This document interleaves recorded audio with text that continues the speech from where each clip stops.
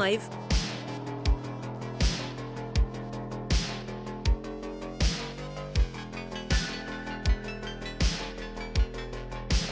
Woo, let's go.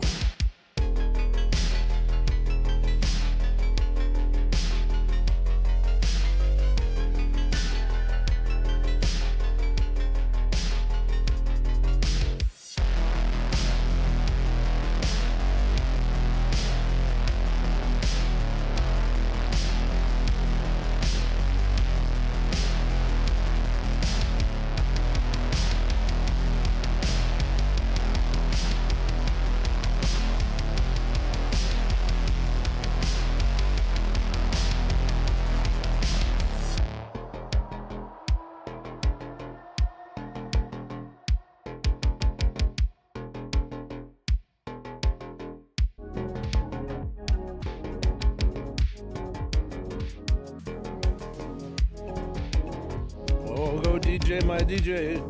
Woo!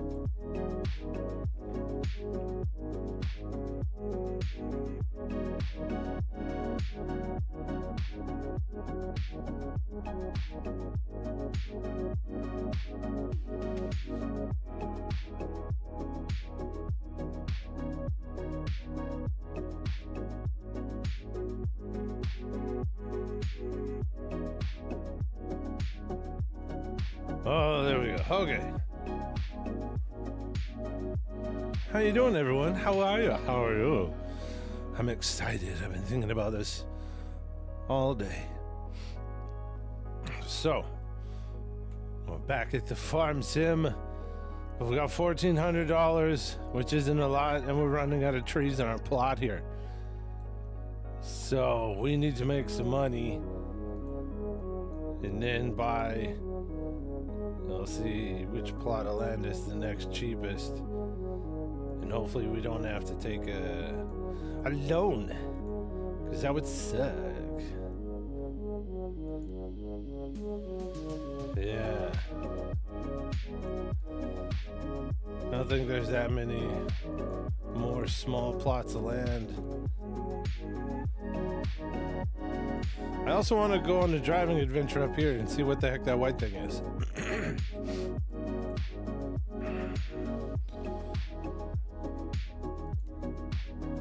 Huh. Some free vehicles on the map. I wonder if there's a header over there. / we have enough. Oh my god, that'd be horrible. We'd have to drive this all the way back over to here if we can use this, because there's a vehicle in here, but it's not, that we didn't have to pay for. It's just on the map, so we could go steal it. Hello? Hello, Steffi, NJ, Stella, Zella. How are you all? Welcome in. I'm just trying to figure out a plan of attack for this evening.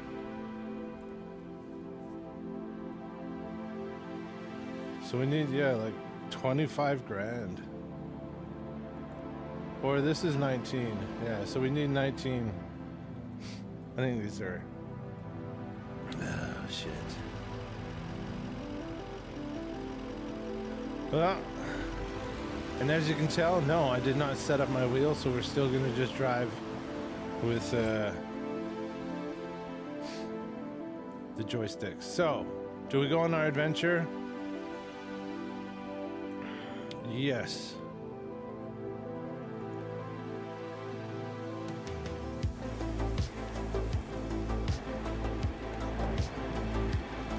The sawmill mining company. The rocks. Okie dokie. Oh shit, there is a front thingy on it. Oh, it's not the... Wait a minute. It doesn't matter. We bought one of these, and then we found out that the ends don't fit on this shit.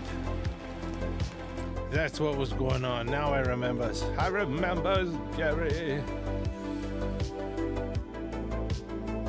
Yeah, we're gonna get this one. But then when we got it, it didn't work. So what is this? What is this?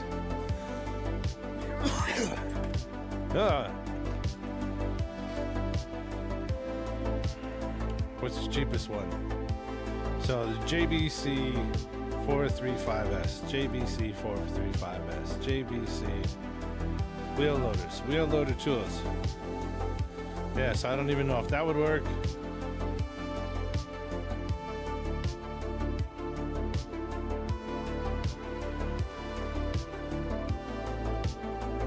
See, I would have to get this one. Look at that. And we don't want to take out any loans. That's the whole fun part of the playthrough, is going from nothing to something. So, holy shit, you're right there, bud.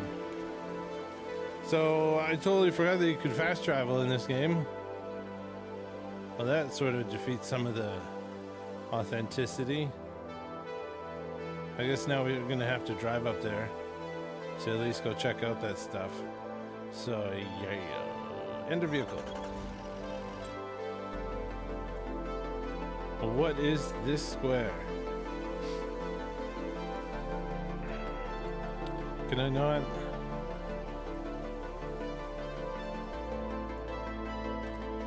All right.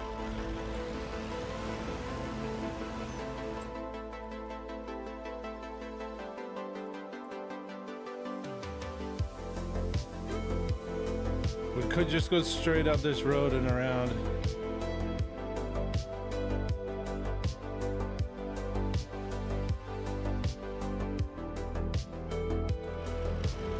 Let's do it. Let's go. Oh my goodness.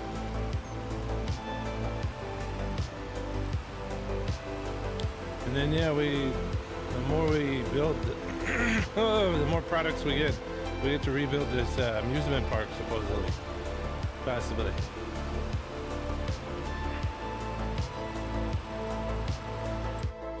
We also have to change the music.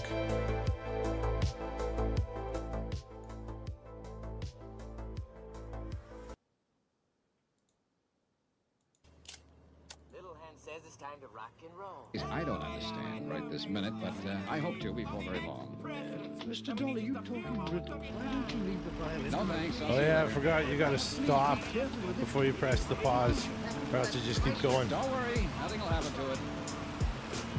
I found that I'd almost spoken too soon, for I pounded down the stairs, across the floor of the store, and out of the door. Without the caution the book says one should exercise when leaving a suspect in a case. I'd no sooner got out on the street. There was a flower pot big enough to have killed a horse in its fall from the upper story window ledge. But I didn't wait. Expense account item Twitch, Hugz604. What's up? What's up? Oh my goodness. Item 15, How was your day? How goes your Monday? Not in Atlanta.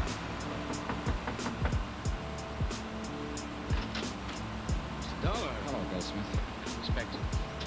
Left hurry earlier. Sorry, I had to keep it there. We're on an adventure to find out what something is. Still have the violin. Yes. Yes, when I was here Hey, earlier, check out this you big played it. mill. You didn't seem to think it was really Ricardo Amerigo's Amati. No. Twitch, Doctor, it's Monday. At least while it leads It's to Monday, the my sound like dudes. it played. Yes, Mr. Donnell, that's right. Now, think of it. You were a bit upset, excited, whatever you want to call it, when I brought it to you. Yes, it's true. But let's And I think you were also afraid I might have suspected you of Amerigo's murder when you admitted his violin was the one thing you wanted more than anything else in life. Except, of course, to Ricardo straighten out. Become himself. Become the artist. You deserve to have this. Whatever I say seems to make it sound like I don't know. I know, Jerry, calm down, will you? I'm not trying to pin a murder rap on you. Calm down and do something for me, will you? Yes, of course. What? Here. Have you had something done to it to restore the tone it used to It have? hasn't been touched by anyone else since I laid my hands on it. And I want you to play it again. Yes, of course. But didn't you say that some little fool at the music store cleaned it up? Jerry, it hasn't been touched by anyone else since I laid my hands on it. Now play. All right. I don't know where I'm going. Go ahead, Jerry.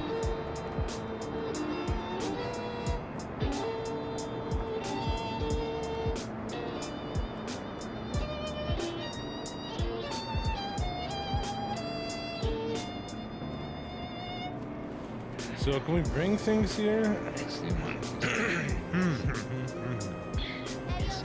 the body. Beautiful, wonderful.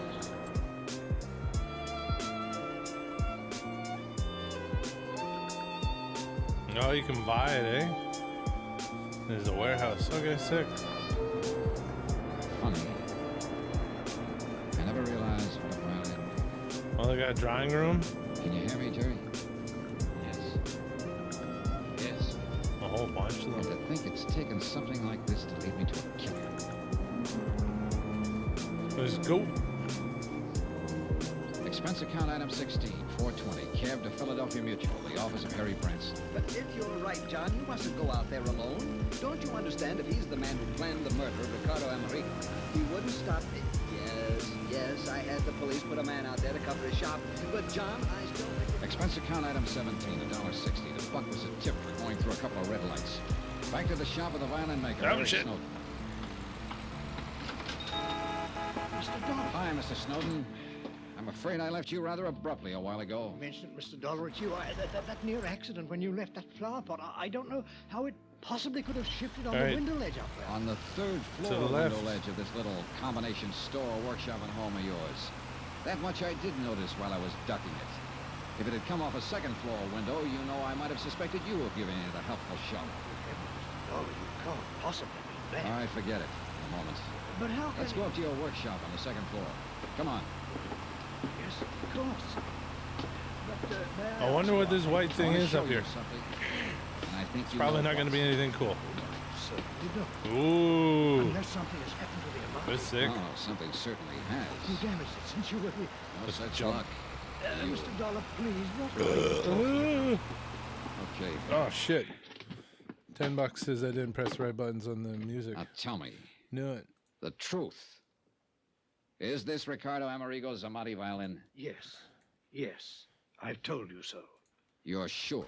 I'm sure. Of course I'm sure. You know something? You aren't what I am. What?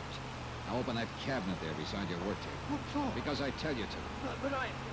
Just what are you getting at, Dollar? Are you So going to open once it this or road I? comes up to the T, Get out of that's here. This is we my gotta go shop, to the my right. station. You can't do this sort of thing to me. Would you rather the police did? They're on their Or way. can we go down that path? Yes, we But can.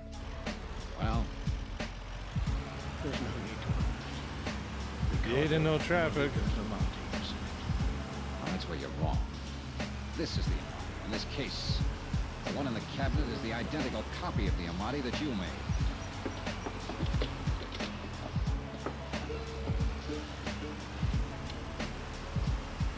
Yes, Mr. Dollar. Why, Snowden?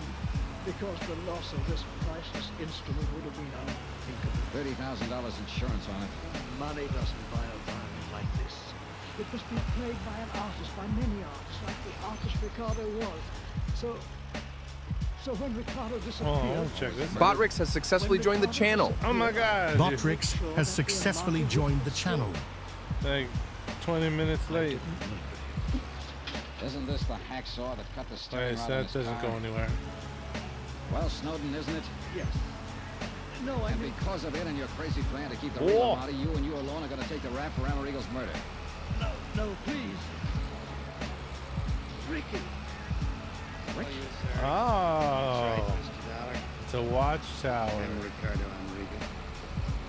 What? The dirty, drunken has-been that started all this. Saw it through the steering rod on my car, wrecked it in the swamp, left some of my clothes. Well, since we're already here, you know, might as well That go out phony there. fiddle was my idea. Not to collect the insurance on it, not that alone. But to make sure it could come back again. Be played again by somebody that deserved to play it the way perhaps one time I deserved to play it. Ricardo. A man disappears, murder, whatever. There's a fuss about it for a while and it's over. But this, no, this must live. This violin, you will now. And the world will be the better for it. But you and this apparent murder. The insurance was my last hope of paying back Pete Corbin, my agent, and the others who tried so hard to straighten me out. Oh, yeah, what? Pay back some of the money and the heartbreak they spent on me. Or let your insurance company pay them back. Because I never could. I couldn't even leave my hiding place here in Eric's house. Because I knew that sooner or later he'd pity me enough to give me more of the So truth which way are we gonna go? Eric, God bless him. Eric Shit, we are still moving. Be kind to him. So we are gonna come down. Everyone should like and subscribe. More over to the right, come across here, or just straight freaking down onto the road. Will you buy me a drink and then before you call in the police? Okay.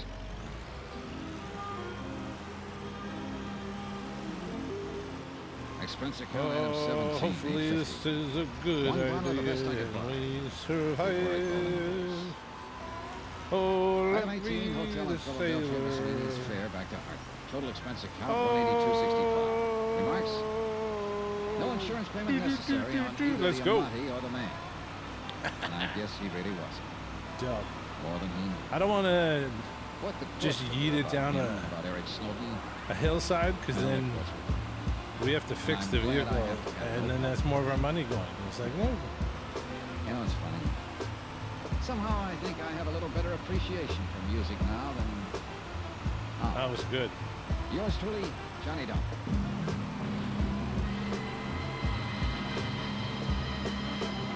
There's another watchtower, but it's not lit up. Story for you beginning next Monday night. Next week, the Duke Red matter. A racehorse that could only be stopped by a killer. And the killer didn't stop at horses. Yeet that Join us, won't muffin! you? What up, Johnny Breezy? Dump. Yours truly, Where am I Johnny going? Dollar, starring Bob Bailey, is transcribed in Hollywood. It is produced and directed by Jack Johnstone. who also I wrote could have been this down week's there. Story. Heard in the cast were Harry Bartell, Lawrence Dobkin, Victor Perrin, We're not Barney gonna Phillips, eat down Forrest there. Lewis, Eric Snowden, Herb Vigran, and James McCallion. Musical You can get around supervisor pretty and quick, so that's violinist, fine. Amerigo Marino. Be sure to join us on Monday night, same time and station, for another exciting story of yours truly, Johnny Dollar. Johnny Dollar. From Hollywood, it's time now for Johnny Dollar. Ben Gartley, Johnny, Abercon Northern Trust. Oh, go. hiya, Ben. What do you hear from Wall Street? Save your money. What money? Money I'm going to pay you for this case. I've got a crazy one, Johnny. So naturally you thought of me. Nothing personal. Look, it's a trust setup. Cumulative endowment, insurance rider. Big deal. For $250,000, maybe $500,000. From whom to whom? From a Mrs. Ezra Gramley, widow, to her granddaughter, Susan. So? Mrs. Gramley owns the Flint Rock Ranch in Nevada. Never heard of it. Our representative out there is Jonas Parks. He's the president of the Flint Rock First National Bank. Never heard of it. It's a whistle stop about 20 miles from Las Vegas. That I've heard of. Mark Cool. started the deal rolling, and then he got cold feet, now he's yelling for help. Thinks the old lady may be crazy. All right, let's bring the vehicle over I mean, first. literally. And there does seem to be a reasonable doubt. Unless Parks himself was crazy. Well, that's also I gotta remember how to play. Tonight and every weekday night, Bob Bailey Johnny Dollar. transcribed adventures of the man with the action-packed expense account, America's fabulous freelance insurance investigator. Yours truly, Johnny Dollar. From Special Investigator Johnny Dollar for the Home Office, Amercon Northern Trust Company, Hartford, Connecticut. The following is an accounting of expenditures during my investigation of the matter of reasonable doubt. All right, let's get these Item 1, fatty trees. $154.40. Transportation and incidentals, Hartford to Las Vegas, Nevada. Where I checked into a hotel and then phoned the local office of a National Business and Credit Rating Bureau that my client retained on a permanent consulting basis. I asked for a rundown on Jonas Parks and got it. An A1 set of references. Parks had been a resident of Nevada for 32 years and president of the Flint Rock Bank for 17. He was regarded locally as a cautious investor, a prudent financial advisor, scrupulously honest, and as sound as a dollar. A silver dollar. Crazy? Hardly. Item 2, $32.50. Deposit the first day's rental on a drive-it-yourself hired car. Mileage, Las Vegas to Flint Rock, 23.6. Oh, hey, you can't run with this thing. I forgot about that. 3 bar casinos, all needing paint. All right. 1 restaurant, 1 general store, So it's barbershop, 2.2 garage, times welding shop, 9. railroad depot, also needing paint, 4 dwellings, and of course 1 bank. Jonas Parks, president. What can I do for you, young fellow? Well, my name is Dollar, Mr. Parks, Johnny Dollar. I'm a special investigator for Amercon, and I'm here in regard to the Gramley Trust case. Oh, yes. Well, I'm mighty glad to know you, Mr. Dollar. And I don't mind telling you Stupid I'm moving glad you shit. got here. Oh, Here, pull up a chair. okay, Sit thanks. down. So we can only lift Funny-looking 200 clouds hanging off there kilograms. toward the river. Yeah, So that well, one this was thing's right fine. uptown. Storm clouds, that's what These they are are. way heavier. Son, in this neck of the woods, it can happen any time of the year. Cloudbursts come up just like More than that. that. And they're over just as fast. Oh, that's very interesting. You're a hypocrite, young fella. What makes you think so? You didn't come clear across the country to hear a dissertation on desert storms, so stop sitting there trying to pretend you're interested. Whatever you say, Mr. Parks. Matter of fact, you weren't even half listening to me. No, as a matter of fact, I wasn't. Well, what were you doing? Looking you over, sizing you up. Come to any conclusions? A couple. Such Come on, be a good one. Well, in the first Shitty. place, I'm inclined to discard the theory that you're crazy. That's what they told you in Hartford? Well, they figure one of you is, either you or Mrs. Gramley. Look at it They go, do, look at it man. go. What is your Yay! second conclusion? That Break you it were down. sitting there sizing me up. No, You're okay. right. I was. Come to any conclusions, Mr. Parks? Yeah. So that one. Such as? Oh, That we'll oh. probably get along together that's all how you right. move it. Me? Good, good. Then suppose we Right. get down. The Gramley case. No wonder they thought what they did. Maybe they're right. Maybe we are crazy, both of us. Damn. Well, as I understand it, Mrs. Gramley wanted to set up some kind of Just insurance making trust for her bad granddaughter. decisions on these You cuts. started the proceedings for her, and then stopped cold and called for help. Yes, that's about what happened. Well, why? Okay, wow, it's going Was for. she Oh, by the way, financially yeah. unable to carry The out tree her goes course? off of our Hey, property. well, I We wouldn't need any can't outside chop help it. if that was the problem. So hopefully it's Been not begging too the big people for us might to be live able to 20 pick up. years. And is she mentally incompetent? Sarah Gramley is as sane as well as... At least I've always figured she was. But confound it, Mr. Dollar, there's something wrong out at that ranch. Oh, what do you mean? I don't know what. Well, if you don't. I mean, it's mostly things you can't put your finger on. Little things that add up, finally. Add up to what? I don't know. It's just a feeling.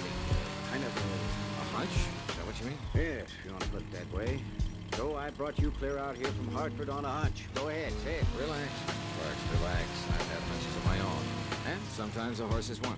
But I don't even know why I think something is wrong. All right, what's the setup out there at the ranch? What's the background? Mrs. Gramley is a widow. Her husband died about 14 years ago, and she stayed Oh, on after the 174. ranch.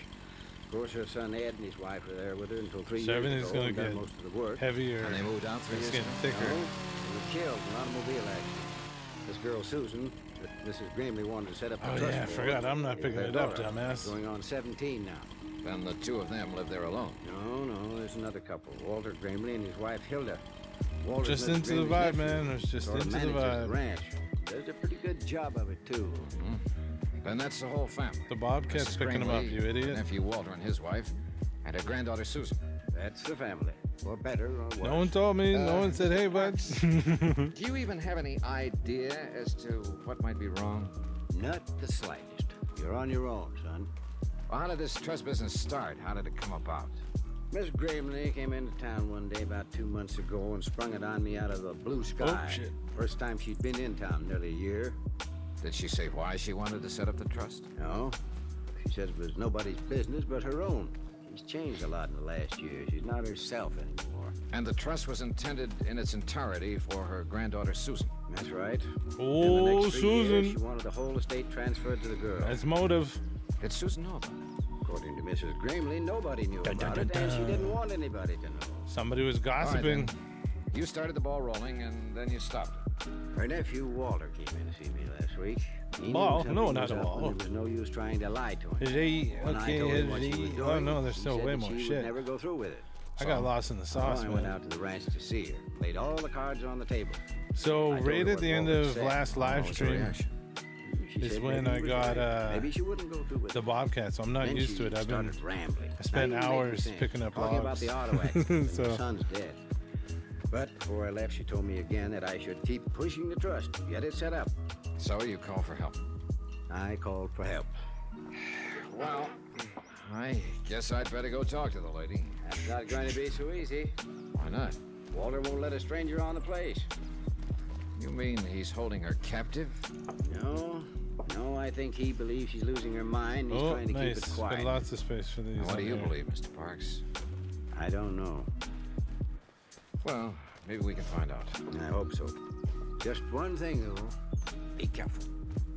Of what? Yeah, I say we don't buy anything. Because we're already at $14,000. I pretend to be a special investigator. With for the this, it's maybe $1,000. Probably not, because I fucked it up and chopped it up. We want to keep logs bigger, because you're going to get more money. Mile and a half from the ranch house, I pulled Hence out the the choke, Bobcat. flooded the engine, and let the car cough to a What do you stop, call the old out of gas So we gas. should be able to get to And about 10 minutes later, I was wishing I thought of some other buying that one property somewhat sooner than later. When Parks said cloudburst, he wasn't exaggerating. The rain came down in sheets. In 60 seconds, I was soaked through. In 16 in another 2 seconds. minutes, the dry ground was a muddy bog. Muddy I kept bog. on walking, or trying to walk, and the footing got worse. By then I'd had it, or at least I thought I had. I hit the mud, rolled into a pile of boulders, and pulled my gun. A man was riding slowly toward me on a horse, holding a rifle over his arm. I edged down between the rocks, took a sight on him, and waited. He dismounted and walked toward me, carrying the rifle carelessly. Apparently he thought he'd drop me. I let him get within 12 feet. No, it's not twist. All right, hold it. Drop And then that we put rifle, it get on your there, hands yeah. up. I said drop it. I says drop it, hippie. Well, that's a good question. Only I'm the one to ask it. Trespass. Son of a fuck. You've been losing cattle. So I've heard. What do you mean you've heard? I'm an investigator for the Cattlemen's Association. Are you Walter Gramley? That's right. What do you expect to find sneaking in here on foot this way? Not what I did find, at least. Look, I've got a car back there on the road. I ran out of gas. Oh, I understand the owner of the Flint Rock is a Mrs. Ezra Gramley. She's my aunt. Well, I'd like to see her. I'm afraid that's impossible. Why? What's your name? Dollar? Johnny Dollar? Mr. Dollar, go back to your car and wait. I'll send some gasoline from the house. Huh? When you get it, turn that car around and get off the property. You're working for me, you know. I'm a member of the association. And you know as well as I do that you've got no more authority than any other private individual. So get out and stay out. And if I don't? Well, then you're a trespasser. And I won't miss twice. The next time I'll kill you. Is that clear? Oh.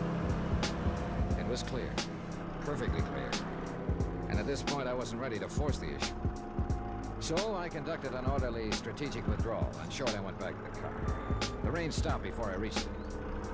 And a few minutes later, a station wagon came lumbering down the road from the ranch and braked to a stop a few yards away. The girl who came toward me carrying a 5-gallon gasoline can was a living little doll, a daffodil, as perky and bright as a brand new penny. Hello there. Hi. I'm Susan Gramley, and you're Mr. Dollar, and you're out of gas, and I've got some for you. Well, here, that's pretty heavy. Let me take that. No, just stand back and avoid the splash. I'm an old hand at this. In fact, I'm a chronic empty tanker myself, and I Fuck shit. You bastard. What are you doing? gas, are you? Big deal, huh? That tank is almost full. Yeah, well, there's no use lying to you, I suppose. No, I'm too smart. I see. Another thing, you're not with the Cattlemen's Association, Mr. Dollar. I'm not? No. I think you're here to dig up the past because of what has happened and what might be going to happen. All of that? Yep. And you know what? I think it's just fine and dandy. You do? You bet I do. I loved my dad. I loved him more than anything. They knew what he always did when he got mad. Sure they knew. I figured it out a long time ago. Like to tell me about it, Susan? You'll find out, Mr. Dollar. Oh, I I forgot. think That you're was the one kind of the of things man that who sucked smashes about this into things. vehicle. Right The into the middle and overdrive. breaks them wide open. Be careful, though. Oh? Because you know something? You're smashing into a bomb.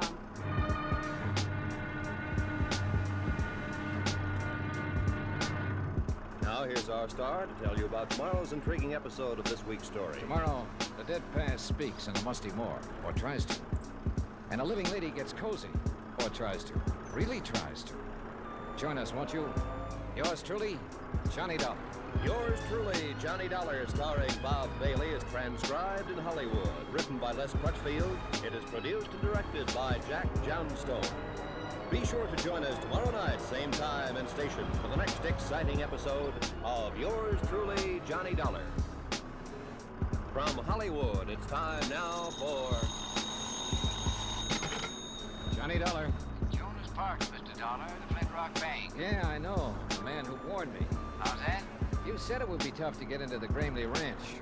But I got rained on, shot at, threatened, outsmarted by a 16-year-old girl, and I still didn't see Mrs. Gramley.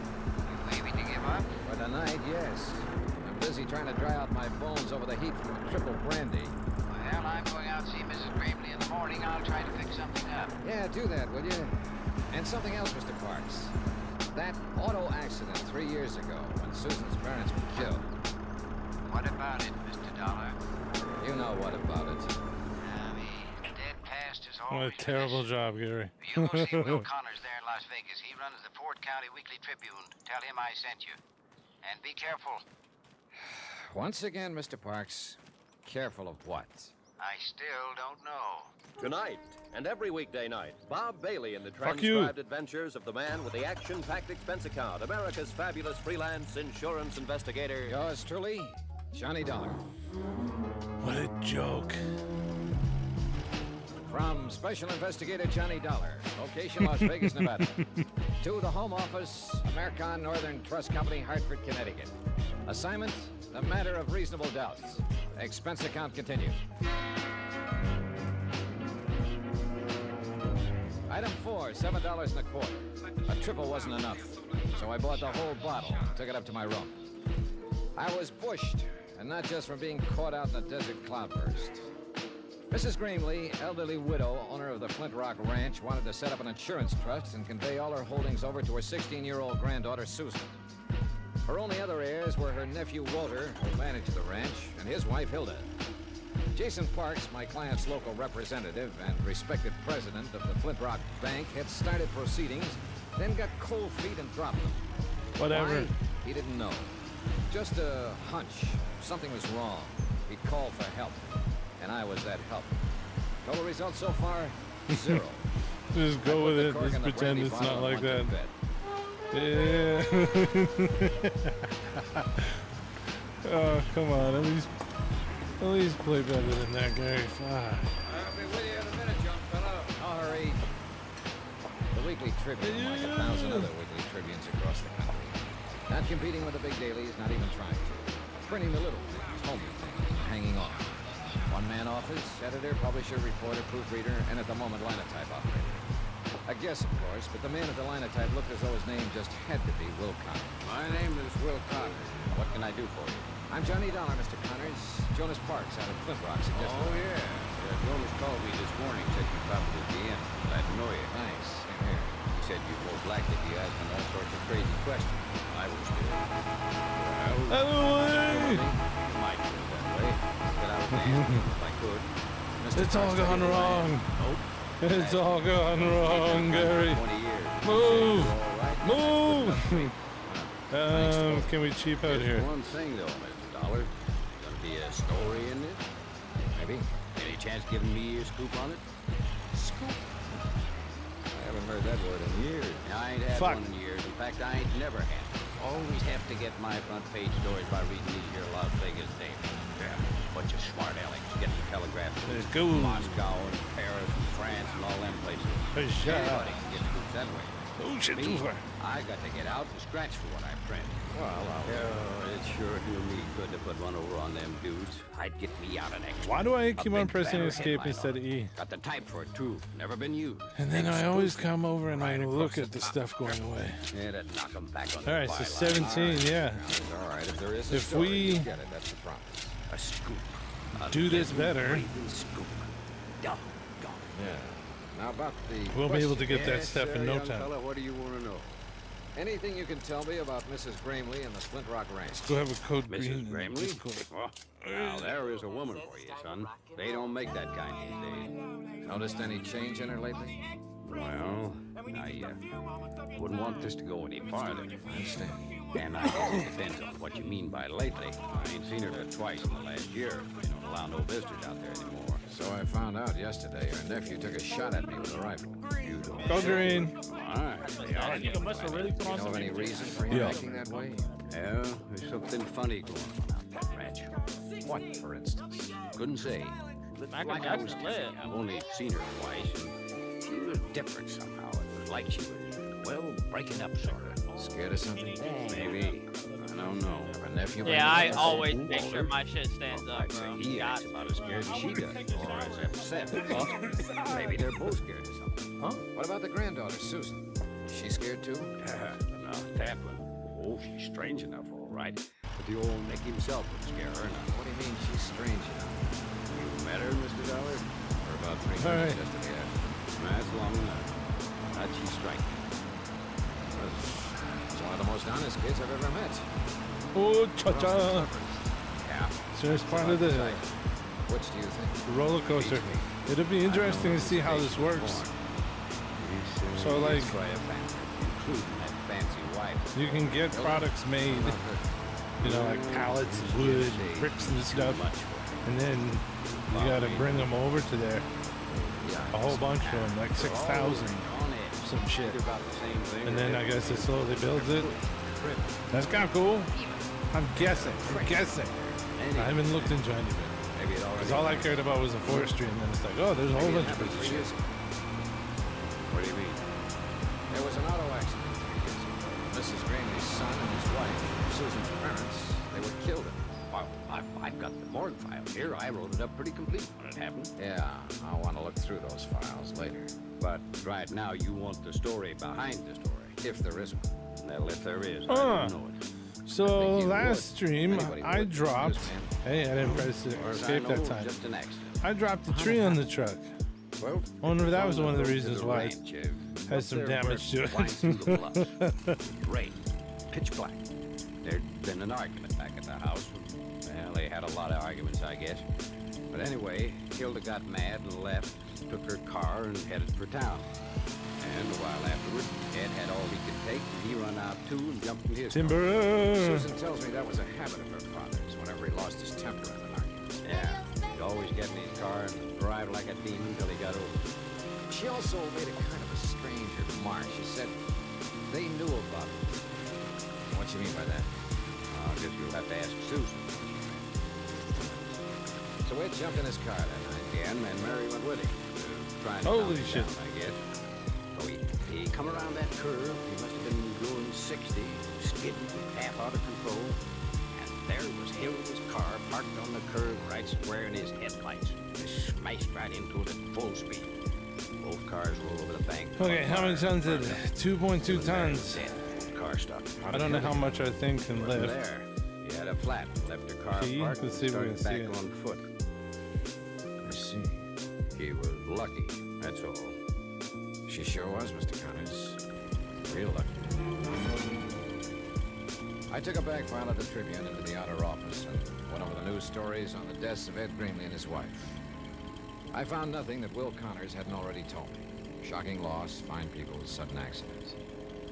I kept hanging up on that word, accidents.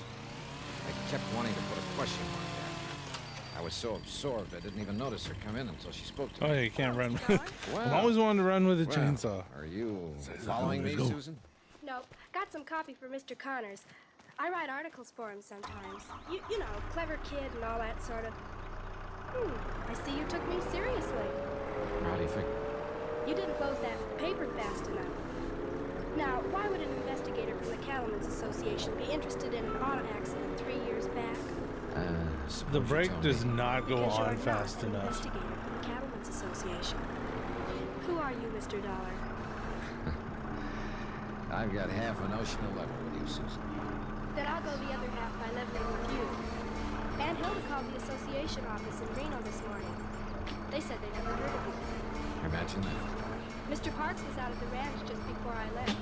She asked him about you, too. I need to He do said more he'd never angle seen you down. or heard of you. I see. Oh, wrong button, freak. I can always tell when people are lying. They know it, too. That's why they're uncomfortable. I tried to brake, man. I tried to brake, but it won't let me. Hey, look, Susan. Mr. Parks talked to your grandmother. No. He was supposed to arrange for me to see her. About the accident. Maybe. I'm not sure yet. I'm shooting in the dark. Well, it's time somebody did. Where are you staying, Mr. Why am I bringing it to this thing? I should have brought the truck to me. I'll get it set up and call you there later. But now we're all fucked, Gary. We're all Fix things fucked. so that you can get in to see my grandmother. You fucked us That's all. what you wanted, isn't it? Well, alright. Can't even see where you're going, shithead. Settle down to wait. If a 16-year-old kid could manage what a bank president couldn't, what the hell? The juvenile league. What happened a couple of hours later, though, wasn't exactly juvenile. Yeah, come in. Hello? Wow. You busy, Mr. Dollar? Not too busy. Come in. Thanks. I don't believe I... Grimly. I imagine you've heard of me during the capital investigation. Well, somehow you don't seem to fit with the canon. A compliment? Observation. What do I fit with? I don't know yet, Mrs. Greenlee. Hilda. Now I'm beginning. Cigarette? Thanks. I'll stick with my own brand. It usually works out better. Thanks. Nice cigarette, please. Gifts. I'm always getting gifts. Including a wedding ring? Oh, I've got one. It's around someplace. Just so you don't forget where you left it. There's a lot of weird, creepy shit that they say. It's quite interesting. It's like, Brandy. I love brandy. their tones change and everything. You're like, And a lot of other things. look, I got a tail. Oh, money's real nice. It's next to I'm like a stag rise. Now what's the best? excitement.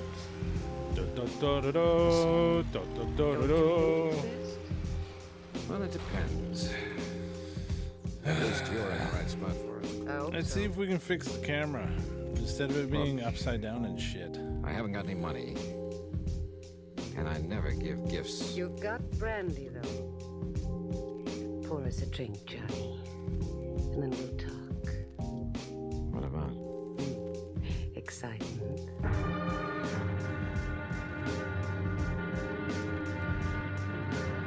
Now, here's our star to tell you about tomorrow's intriguing episode of this week's story. Tomorrow, a worried old lady shows her medal, a gambler shows his hand, and the game gets tense, tight, and a little bit frightening.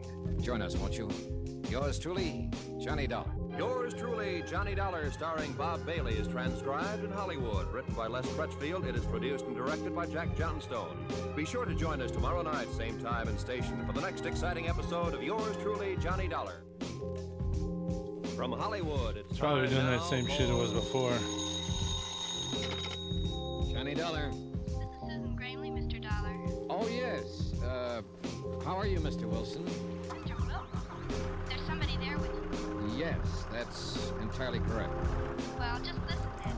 It's all fixed, Mr. Dollar. Grandmother's expecting you. She'll be alone for the next few hours, so come on out to the ranch. You're certain of that statement, I suppose? Yes, of course. Uncle Walter went into Vegas, and Aunt Hilda's gone somewhere, Yes, I'm quite aware of that. Oh! There? With you? That's right. Oh, Mr. Dollar, you men are all alike, aren't you? That's quite a remark for a person your age, Mr. Wilson. Oh, I'm quite mature for 16. Has she made her pitch yet? I think we'd better postpone this discussion until the next time we meet. Well, she always does, you know. She's a regular vampire. I think your Uncle Walter would Yeah, no, it was on our side. Mr. Wilson. Yes, sir. Goodbye. Tonight and every weekday night, Bob Bailey How far down does it go? transcribed Probably adventures of the halfway man to with that the bush. action-packed expense account, America's fabulous freelance insurance investigator. Yours truly, Johnny Dollar. From Special Investigator Johnny Dollar, location Las Vegas, Nevada. To the Home Office, Amercon Northern Trust Company, Hartford, Connecticut. Assignment, the matter of reasonable doubt. Expense account continued. Item 9, half a buck. Tip to the hotel bell captain to call a taxi for Hilda Gramley and to wave goodbye to her as she drove away.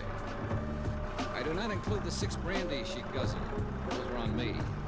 Of course, she had knocked on my door uninvited, so that made it her party. But still, it was my room, so that made her my guest, so... forget it. The whole thing left me too confused to itemize it. She'd obviously come on a fishing expedition. The fish, information, bait, the usual. But nicely designed. You bastard! Results? None. On either side. What had started out as a trust case had turned into a snipe pit. I was in over my head, floundering, and I needed some good, buoyant answers. I was hoping Mrs. Granby herself could supply a few. I'm very glad to meet you, Mr. Dollar. Sit down. She wasn't young, and she wasn't beautiful anymore, but she had been once. She still had some of that assurance and authority that beauty always gives a woman. She seemed a little uncertain, a little harried maybe, but underneath it, just as tough as an old... Damn it. I think you better leave us alone now, Susan. Okay, Gran. If she starts using her brass knucks, give a whistle, Mr. Dollar. I'll rush in and say... Thanks, I'll remember. Oh, she's a brash little flippity-gibbet. And you love the dickens of her, don't you? Love? Oh. Yes, I do love the dickens out of her, Mr. Dollar. Is that what you came out here to find out? No, I knew that already. Otherwise, you wouldn't have wanted to transfer all your holdings to her. How did you know about that? Just who the devil are you anyway? Seems to me Susan was pretty vague on that score. She had to be. She doesn't know. Then why did she think I ought to see you? Oh, she decided I looked honest. Claims she's got a knack for that sort of thing. As a matter of fact, she has. And also, she loved her father and mother. What do you mean by that? Mrs. Gramley, I'm here because your friend, Jonas Parks of the Flint Rock Bank, sent me. What? I'm a special investigator for the Amicron Northern Trust Company in Hartford, Connecticut. Why, Jonas didn't say anything to me. He hasn't had a chance. He intended to when he was here this afternoon, but you were too ill to see him. Ill? I didn't even know he was here. Your nephew and his wife did. You talked to them. Tell me, Mr. Dollar, just why did Jonas send for you? Because he thought you might be losing your mind. Oh, he did he? Huh. Are you? Well, if you thought so, you wouldn't have said it so bluntly. Right. Oh, Jesus. What made Jonas think it? You asked him to set up an insurance trust for the benefit of your granddaughter, Susan. Oh, there it is. I didn't see it. To convey your entire estate to her over a period of 2 to 3 years. What's so crazy about that? Nothing at all, as far as that part of it was concerned. But it didn't stop there. After he got the proceedings started, you turned skittish on him, started to flutter. Well, Jonas is a fool. He is not a fool, and you know it. He's been your friend for 20 years. He's completely trustworthy, conscientious, and he has your best interests at heart. How much is he paying you to say things like that? Nobody is paying me but the Amicron Trust Company. Furthermore, you know it. All you're doing is trying to dodge the issue. Young man, I'm not accustomed to being talked to this way. Then you're going to look at it as a refreshingly novel experience. You sound like Susan. And an experience you don't entirely dislike. Presumptuous whelp. Maybe. Are you married, Mr. Dollar? What a pity I'm not 30 years younger. What a pity I'm not 30 years older. Oh, thank you, sir. And now let's stop scratching each other's backs and get to the point. All right. Jonas is a fine man. No doubt he'd have reason to get upset. These past months have been... Well, I suppose I haven't seemed like myself at all. Why is that? Oh, you're like a bulldog with a bone, Mr. Dollar. Well, you talk about your might-have-been lover. What has been wrong these past months? Maybe I am losing my mind. Because actually, nothing has been wrong. I don't agree. I think something is wrong right now. Then why don't you tell me about it? All right, I will. Apparently I'll have to if we ever expect to get anywhere. All right, some months ago you stopped going into town, stopped having visitors. Then you decided to get rid of your estate, turned it over to Susan. When your nephew, Walter, heard about it, he implied to Jonas Parks that you were losing your mind. Then you yourself started to back down on the idea. Why? Was Walter putting pressure on you? Not exactly. What were you scared of, Mrs. Gramley? It's got something to do with Walter and Hilda, right? Sit down. Almost a year ago, I discovered that the two of them were stealing me blind. Tampering with the ranch accounts, forging signatures, all sorts of ways. Why didn't you take it to Jonas and to the police? Because I didn't believe it at first. By the time I was absolutely sure, they'd cut the ground out from under me. So you tried to convey the property to Susan secretly? Yes, until Walter learned what I was doing. Who's the push in that pair? Who's got the brains? Why, she has. Walter doesn't even have the gumption to get in out of the rain on his own. And she must have been the one behind the auto accident. He went along with it, of course. What auto accident? 3 years ago, when your son and his wife were killed on the road. I'm sorry, Mrs. Gramley. I suppose Guessed. What? That it was probably murder. Old lady, tired and lost, seeing herself surrounded by enemies, living in fear.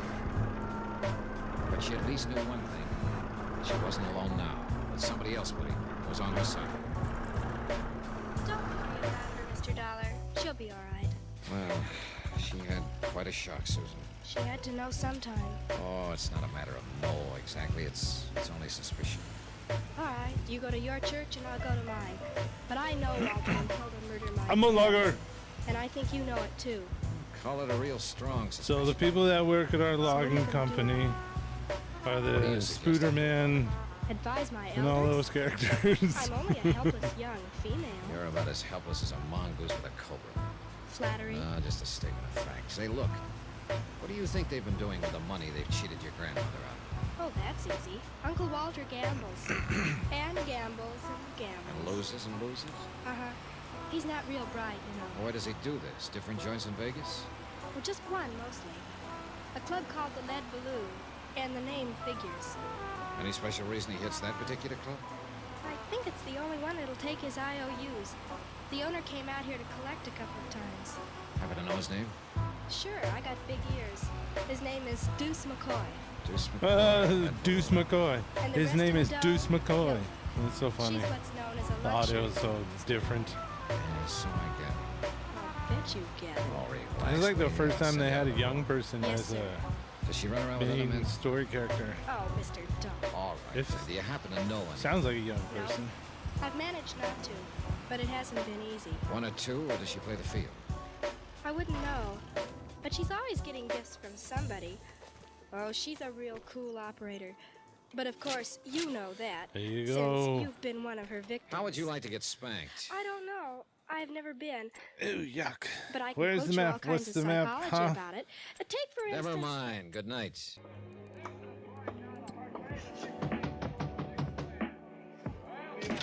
Oh, we can visit the land. Your name McCoy? Deuce Ooh. McCoy? That's right. Johnny Dollar. I'd like to talk to you about a mutual acquaintance. What mutual acquaintance? Walter Greenway. He's across the room there at the moment, bucking one of your crab tables. All right, so we don't want Come on this. in, Dollar. Thanks. How far does it go over? All right. Now, All the way. what about Graham? How much is he into? It's like 6 trees Nobody gets into me. with a high You've been taking his possibility IOUs, that they go for a Eyes swim. off. Holding any now? Look, We're already what's the having pitch? I'm problems back in putting your trees on insurance. the truck. What's that got to do with Graham? I don't think he's a very good risk. Dear Diary, I do not He's think this probably plot of going to be land doing is what we're time for looking for. embezzlement before long. So why I are you feel telling me bad, about but this? it's the truth. But I thought you might be interested, since you've been taking his IOUs. Oh, you're big-hearted, is that it? You're just being neighborly? You might put it that way. Yeah, no, I might not. Now, what is your angle? Is Gramley a personal friend of yours? No more than any other sucker out there at the tables. Then you wouldn't know where he gets the money he loses. Well, that I never asked. I don't suppose you know his wife. Oh, he's married, is he? Her name is Hilda. She likes gifts, and brandy, money, and excitement. Then I hope she manages to find him. Whoever she is. Oh, she does, one way or another. We all got our problems, darling. Yeah, some of us more than the others, right, McCoy? You through speaking your piece now? Not another word to say. Well, I don't want to rush you, but The borders Hey, really that's a stand nice out more cigarette compared case. to when we went and checked it Platinum, out. isn't it? I wouldn't know. It's not yours? Somebody left it at the table. Somebody, huh? Then you don't know who it belongs to. If I did, I'd give it back. Then I'll save you some trouble, Mr. McCoy. I do know who it belongs to. You wait for this. Because I saw it earlier today. Oh! It belongs to Hilda Gramley.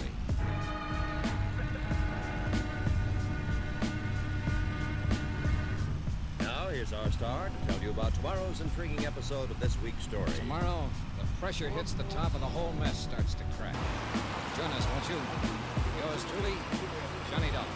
Yours truly, Johnny Dollar, starring Bob Bailey, is transcribed in Hollywood. Written by Les Crutchfield, it is produced and directed by Jack Johnstone. Be sure to join us tomorrow night, same time and station, for the next exciting episode of yours truly, Johnny Dollar. From Hollywood, it's time now for... Johnny Dollar. You're there. Sure, I'm here. What? I mean, at your hotel. Is this Susan? More. You die when it's inside. Run, Billy. I hear somebody coming. You heard that shot. Run. The army died. Daddy will talk. I will talk. Go on. Run, Billy. Run. Run. Hey, who's out there? Stop. What's happening? It's Billy the Weak. We moved you out of the shelter. Run, Billy. Run. Don't get shot. You run fast. Run fast. No, honey. I don't want to leave you alone. Go on. Come on, Billy. Okay, son. Go on. Hey, who's out there? What's happening?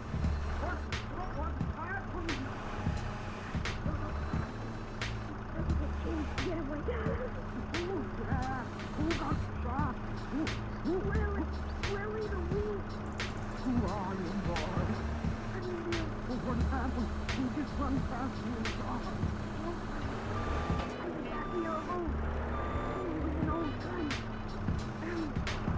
Went off. It hit me. Don't know but anything that I saw. Oh man, I'll see those children. I'll go and get help with quick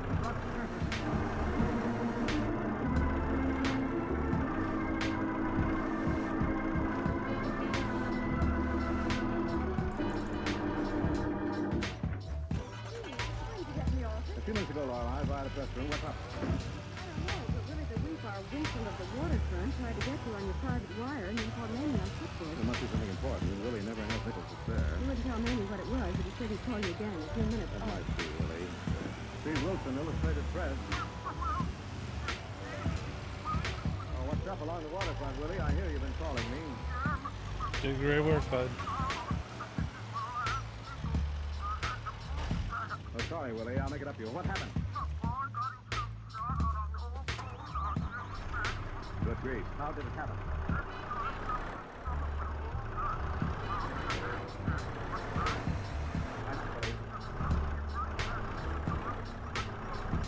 Well, who is the boy who was shot, and where is he?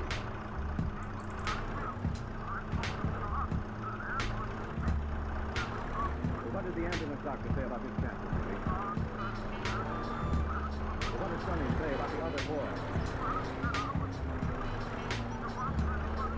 What about the gun, Willie? That could happen. Are you sure there was another boy?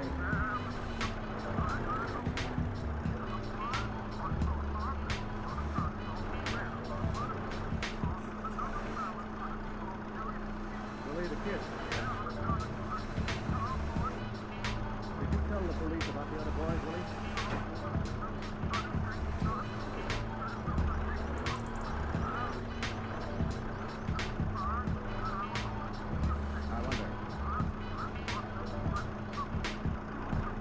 There is, Willie. Where does Billy the kid live, and what's his last name? Around 10 South Street. What about Harmony, Willie? Never mind, Willie. Meet us in front of 10 South Street in 20 minutes.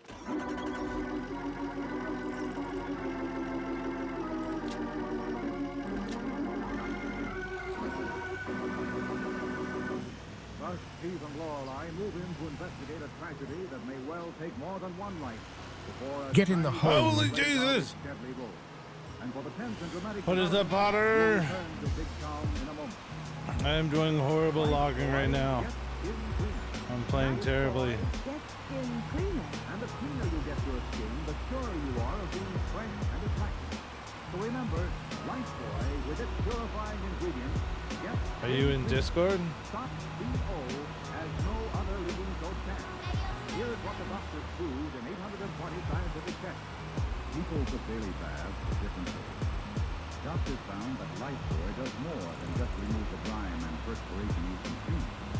Lifebuoy's purifying ingredient makes it more effective than any other leading soap against the invisible dirt. JC catching up you, AO buddy. Nice, nice. Oh, too fast. And you'll like the way Lifebuoy made This is a big thick one. I wonder how much it's gonna be. quick white lather, even in hard water. Oh, only $2,000. That sucks. Lifebuoy gets skin cleaner. Keeps you fresh and attractive. What should be our next plan of attack? Lifebuoy every day. Get the big new bath size. Try Lifebuoy right away. 32, 27, 33, Now back to Big 25. timely story of the shiny gun. Suspecting that a serious Scam. boy is mistaken At James Potter, you just reached level 1. Lorelei are on the way to the home of one of the other boys in the camp of Harry the Hack. So 30,000. We almost could get all this. We should check what it is. Right in the corner of the road. All that. Harry, we're meeting Willie the Weep in front of number 10. That was cut to length. That was huge. Yeah. We may have to find another boy called 33, Harmony. 25, 27's not bad. So 32 or 31. He's the one, Harry. Let's go see. Let's go see what's up. Hello, Willie. Everything going down? No, none of the other kids in the block have seen since you went down to the doctor. Have you talked to Karen? No. Screw it, let's risk it. Came out of the basement flat where they lived, and I heard her asking the neighbors if they'd seen Willie on a truck. It was getting late for him to be out. Maybe much later before he comes home, but I suspect. You don't suppose he could have tried to Let's hope not, Lorelei. Something like that. So. That son is about the bravest kid I ever seen, Mr. Wilson. He didn't cry once. All the time we was waiting for the ambulance, and even when the doctor... All these trees on this hillside. But it may be a mistake of courage, loyalty, that can bring more tragedy than the friend trying to protect. I wonder how they got hold of that loaded gun. That may be the real tragedy. Let's go talk to the parents. It's down those steps, Mr. Wilson. He wound the superintendent of the building. Thanks, Willie. Wait here with Harry and see if you can find out Where? How much is this 31 area? There's no need to ring, Steve. Somebody's opening the door. It's not bad. 174 hectares. Sorry, I know 157. Yes, has something happened? Yes, one of your son's playmates has been shot. Shot? Oh, which one? A boy by the name of Sonny Mills. Sonny. Oh, Yeah, I say we maybe go get this one. Well, how did it happen? Where's Billy? We don't know, and Sonny claims he found the gun. Shot himself. Because it's its whole own island. Here's my boy, Billy. They're always together, and Billy went out to meet them. And Billy hasn't been home? No. No, and it's long past his bedtime. He's school tomorrow. He's never done this before. Who are you? You? No, I'm Steve Wilson. Yeah, all that stuff. It may be very serious. And we need your help. You've been arrested. Father Sonny Mills sticks to his story that he accidentally shot himself with a gun he found in a trash can, but that isn't important, you know? What is important? What do you mean? This is gone, and we know that it's another boy on his son. Probably your son. Or a blind boy. Look, they usually together. What do you think happened? I'm very much afraid your son, or Harmony, may be hiding somewhere in this neighborhood. Well, why should they hide? If it was an accident, they're all friends, good friends. Because they may not trust the grown-up justice of the world in which they live. But they'll be found, and it'll look as if they're guilty if they hide. Yes, Mrs. Brown, that's why we must find them tonight. And I'm afraid there's another reason. What other reason could there be? We know Johnny lied about being alone on the dock. To protect his friend, he may have lied also about the gun falling in the river. The gun. Billy may have the gun. Oh, no. What are you talking about? Who are these folks? What is you think is the gun? What do they want? And what's this about a gun? I'm looking for mine. They're looking for your gun? Yeah. One of your son's playmates was shot. Shot. John, what are you saying? That's what happened. That's why Billy isn't home. He took that gun after I told him never to touch it again. You had a gun in this house? Yes, and a permit for it. You're thinking of making trouble for me? Trouble for you? Yes. You had a loaded gun for your small son to get hold of. Yes, and was the last time I caught a monkey with it, the gun crazy little fool. John needs any more than any other boy. You're the gun crazy fool. The irresponsible adult who puts the natural temptation within reach. I'll beat the daylights out of him when he comes home. No, John, no, you're wrong. I beg you to get this right, John. Now, hurry, so look it up. What if I need it in a hurry? I'm the super of this building. I'm responsible. You're irresponsible. Guilty of the worst kind of criminal neglect. It's your son. Son, Sonny Mills. And he died. No other one will go through. Get out of here, I'll throw you out. No, John, no. They're trying to help find Billy. I don't want to see that kid again. Oh, you'll never see him again. But I'm going to use him. I'm going to help you find Billy if I can. I want to go to sleep. All right. Hey, Now get out with it. Get out of here and hold it. I'm going and you're so right. So. If your gun has children. Because it also was children. Get out! Get out! Oh, that's so nothing. What? Yes, what is it, Harry? I got a lead in the harmony. Where is he? Another kid says he heard him playing his harmonic. Where? Down where the street trains pour into the river. Good grief. Well, big drains might make a good hideout. Yeah, he could walk for miles into the rain and they got caught and found. Okay, let's go question Harmony, Harry. What about Mrs. Brown? I'm afraid of what we may find, Harry. I don't want her along. I'll get Lorelei and take her to the hospital to see Sonny Mills. Oops.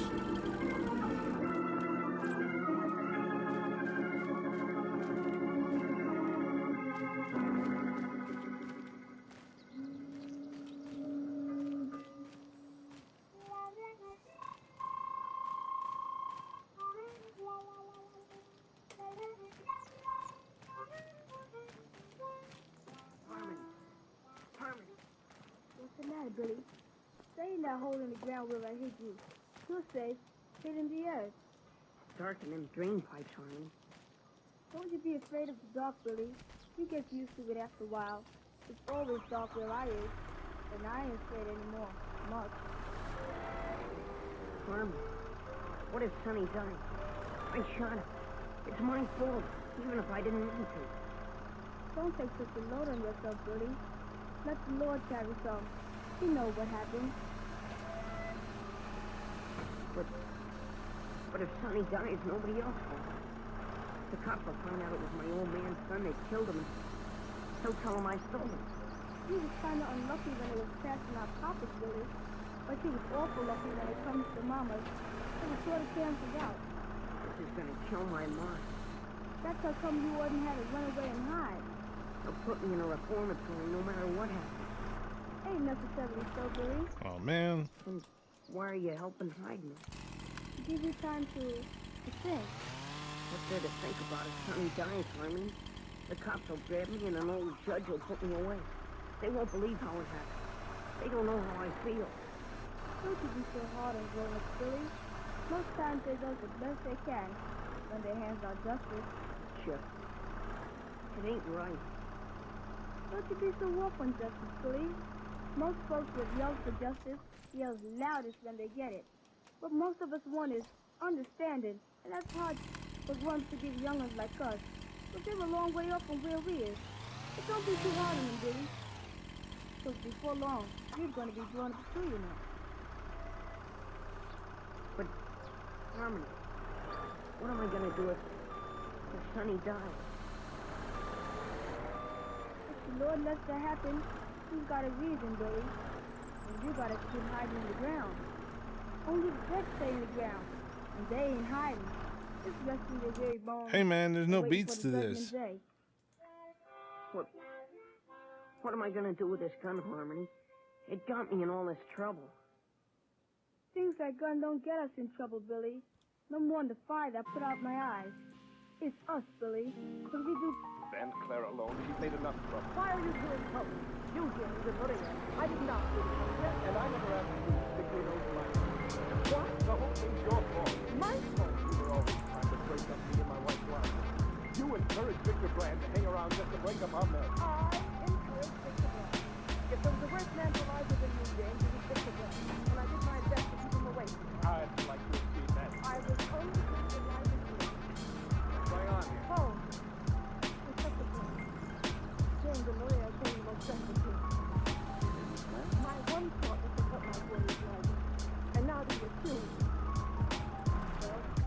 Liza knew that. She said so in her will. Her will, Mustache? Liza left me a $2,000 in special for them. And she said specifically, it is for my account. Liza was a fool, quiet now. Miss Claire, you say the murdered Liza Williams left for $2,000. How many? Something under 5,000. Did you know Liza put you in a will? But I didn't know she was going to say that about my being stopped. Don't you realize, Miss Claire, this request would give you a motive for the murder of your niece? Oh, I never thought of that. Now you know how it feels to be suspected, Claire. I'm not afraid, James. The way you and Maria Silva are. Stop talking about Maria and me as if we were a couple. Well, aren't you? We are just friends. And you stop telling tales about us. Telling tales, Maria? I tell you myself with James in several places. What place? Tony's on 31st for one in Dawn, and a chop house called the Black Beauty. Yes, sir. The rest of you stay here. In this quiet state rented house. Damn it. A stop. Stains with blood. Murdered woman's blood. Now, stop. It's the clock.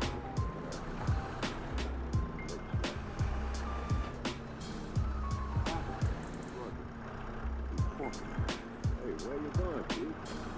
Maria Santa, come in. Maria, you came to Europe with brought things to America with you. This scarf, this hand that brought it, imported scarf. No, I never saw that scarf before. I think you did, Maria. I'm sure this scarf is so unusual that it can easily identify. All right, this is my scarf. I lost it. You lost it, all right. So you're coated with nickels and dimes and blood lies a gray over the head with it. Maybe the murderer stole it from me, Sergeant Mother. Maybe you're lying, sir. Maybe a pal, the murdered girl's husband, took it. No, Jimmy did not take my scarf.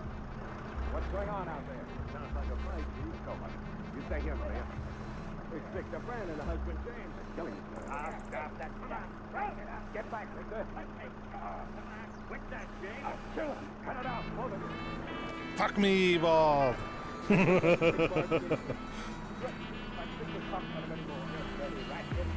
I'll get you for that, right? That's enough. Why did you come? I came to be the truth out of that what James Brand. Don't you believe in the door? Brand came because he was sure I tipped you off to him. He was afraid I knew more. All right. Stop it out. Something much more. Yeah.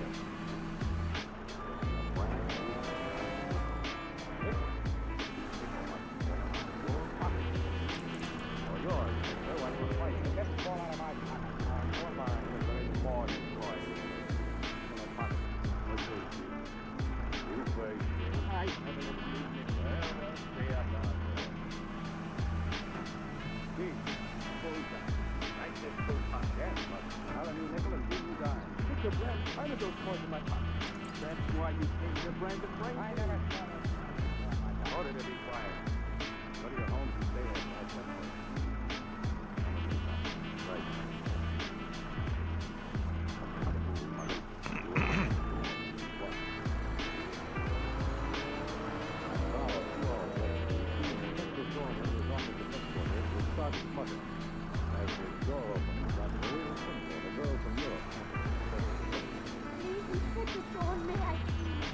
Sergeant Muggin has you wait outside with the others. I sure did. But I have something to tell you, Inspector. What? This man is Victor Brand, the one who owns the amusement park. Yes. A week ago, Victor Brand made the date with me for life. He says it is Let's because go. of the use of influence to break That up one marriage. wasn't a bad one. That was all right. Well, Inspector, I am wearing my embroidered scarf at back. The one you found all black in the murder. Victor Brand must have stolen it from me. did you miss the scarf after the lunch was over? I did not think about it. But Victor Brand must have taken it. You're a liar. You can't come in this office, Victor Brand. Now, then what are you doing here? Get blame It is me. the other way around. You put those new nickels and dimes in Jesus' pocket with the bread. That's right, kid. And you stole my stuff because you knew it would look as though James had taken it. That's enough promotion. Hurry. Bring that fair old stuff. There we go. Resolve, son. Yes. I swear I never put those new nickels and dimes in my pocket. Brand planted them. Brand's framing me. Yes. Yes and no. What do you mean? I mean, James, you are half right and half wrong. What? Someone is trying to frame you all right. But it didn't fix the brand. Who? Someone who gave away the frame by planting the new coin in your pocket. I don't understand. I noticed when I first asked you to change in your pocket, you kept the coins in your left-hand pocket. The new nickels and dimes were in your right-hand pocket. But who put them there? Yes, Inspector Thorne. Who? I had a hunch that you, James, and Maria Center were telling the truth about your relationship, that you were only friends. Now ask yourself, James, why then did your murdered wife believe that you and Maria were more than friends? Straight classics. What? Because someone poisoned your wife's private life. Someone lied about you. Someone said she saw you and Maria in various places like the Black Ace Pony. It was Chris. No. Yes, you, right? They're all some. Remember the Mexican pony? Two swanky, small, heavily remembered his husband. Sergeant Mugger and I checked. Hopefully they never saw James or Maria Sunza or you. He's lying. I saw him out again. I wondered why I kept hearing James and Maria. You'd always try to separate James from his wife's life. And to take the brand that you presented him to. It was the life of those who... No, they're all stop. Hardly is it like the one I husband told me you like it. They say, pushed out. Cousin James came home. No. Maria Sunza was telling the truth. She said she came to James the morning after the murder with the news that his wife was going to go back to him. No. Oh, crazy. Lies because he finally believed he was really loved. It's a lie. It's the truth, they're all stop. All at once you realized that life was returned to James and you'd be out of the cold. You murdered Liza for the money she left you, not $5,000 or even almost $100,000. You plan to put the guilt on James. You'll never prove it. Never. You're wrong, Pharaoh Stop. Sergeant Muggin and I also checked neighborhood banks. They don't get many requests for small change. One teller remembers giving you $10 worth of new nickels and dimes. I'll fight. I'll fight in every court. You'll never prove that I killed Liza. Never, never. No. Wouldn't give up his blood, so New York Yankees. And so ends the Nickels and Dimes murder case. The part of Inspector Thorne is played by Scott Cutworth. Direction by Edward Slattery. The script is written by Bill Belgard, based on the original story by Frank and Ann Hummel. This is Fred Tubbs, inviting you to tune in again next Thursday at the same time when the National Broadcasting Company will present Inspector Thorne in The Two Fiancés Murder Case. The confession you're about.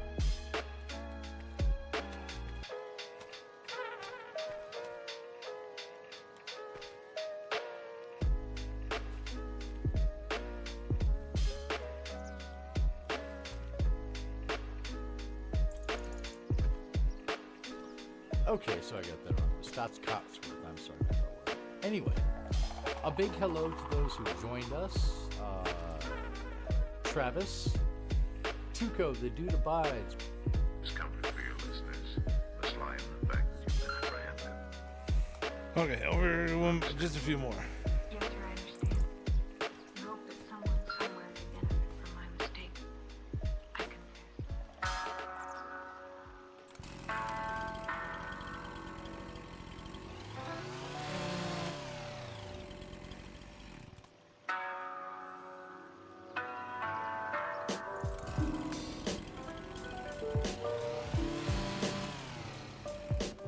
You are listening to Confession. The case history of the woman referred to as Doris Kane is a matter of documented record.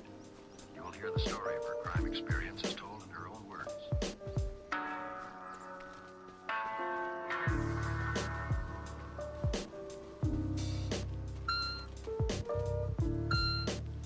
Doris Kane, please state your age. I'm 15 years All right, old. is there any more? And you're pregnant. Yes, I expect my baby in 3 months.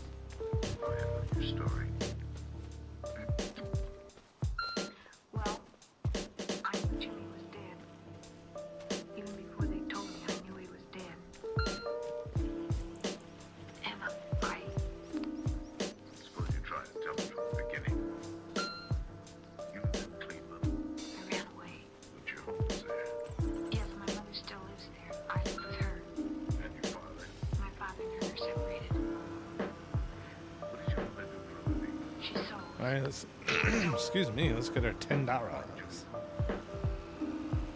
don't know.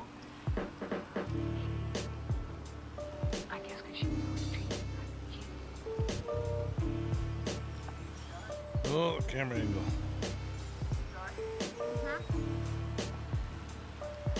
Yeah, this 32 is a lot of hillside stuff, but you could just push stuff down the hill.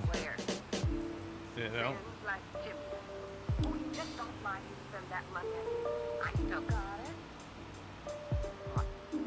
Nobody here when I ask you a question I want answered. What? Nobody. I'm going. You come back here. What do you want? Without Jimmy, what? Oh, right. I was out with Jim. Talking back answers. Oh my God! Got an achievement or something. Jimmy, what you looking at? I didn't have any liquor. Don't like it. You have to smell it when you come in. What you think of a kid like? I'm not a kid.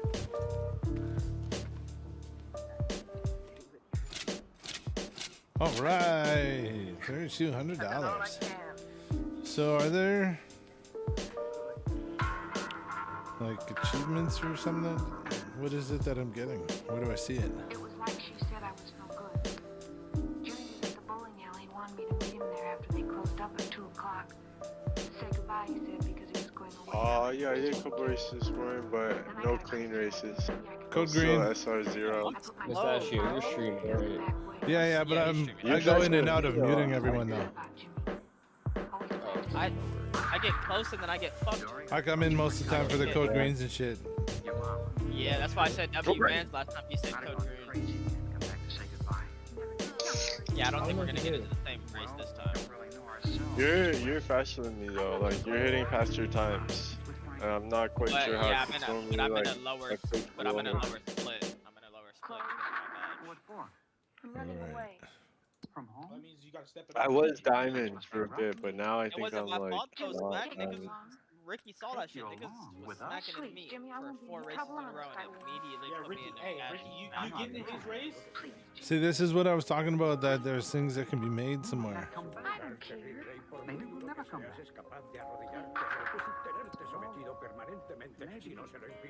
Ni tú, ni yo, ni nadie golpea más fuerte que la vida. Sure, come on. No lo fuerte que golpeas, sino lo fuerte que pueden golpearte. Y lo aguantas mientras avanzas. Hay que soportar sin dejar de avanzar. Así es como se gana, como se gana. Jimmy said he had to meet Frankie there. He waited out on the sidewalk. Huh. Half an hour carpooled in front of the hotel. Jimmy I don't know where to see the achievements. Oh well. I'll put your stuff in the back. Doris, Frank, my partner. Back to it, Gary. That's about it. We just arranged it. If you don't like it, let us out at the next corner. Just that you didn't say anything. Forget it, will you? Sure. Say she's okay, only she looks kind of young. How old are you? 14. Your mother know what you're doing? No. What'll she do when she finds out? Nobody can make me go back if I don't want to. Let's not talk about it. We'll decide later. Come here, honey.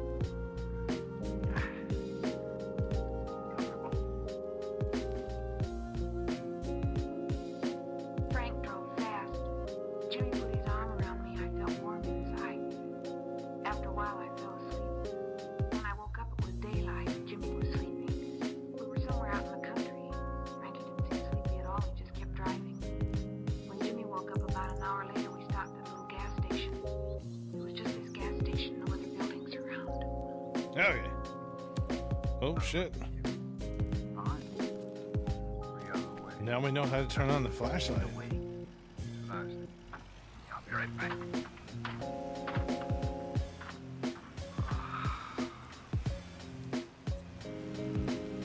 Sure get out here. Yeah. Frank must be tired. Frank never gets tired. Once he gets a fix.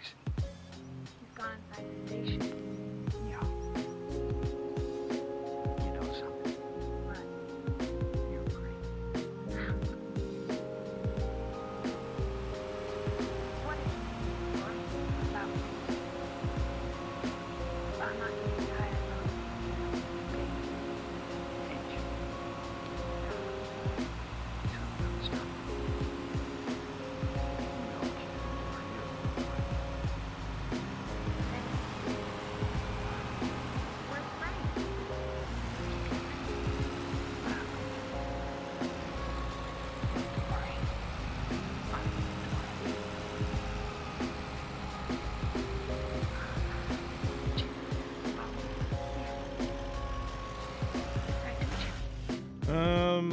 do something with these trees.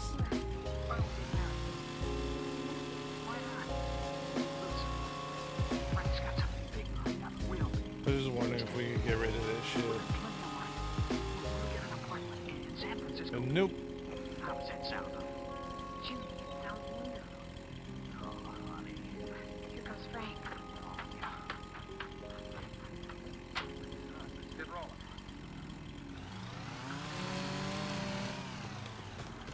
You didn't get any gas. Huh? How was it? Not bad, not good. 50. That's all he had. 50? It's okay. Jimmy, what happened? Something happened. All right, everything's all right. Anybody in the back? Nope, all clear. Okay. Well, we saw the hole for a while. Jimmy! Hey, Frank. I don't want to take a whole bunch of trees down right now, because then it'll get all be annoying to try and move the vehicle. Oh no, is it one of these trees?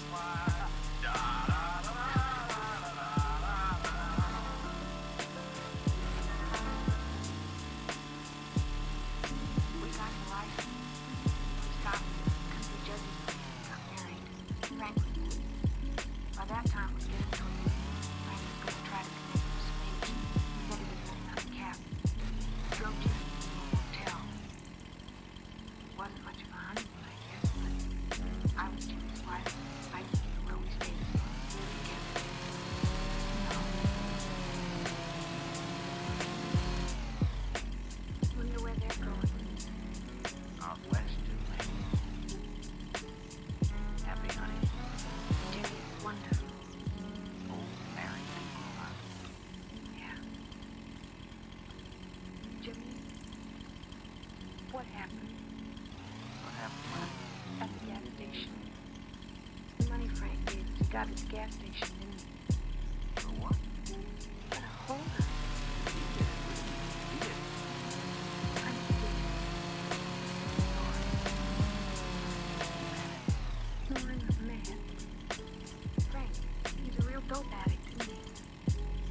Yeah, he's hooked bad. The story goes crazy. Are you Jimmy? What? Hooked. Of course not. Do you use it? Maybe a joy pop once in a while, just for kicks. Well, just now.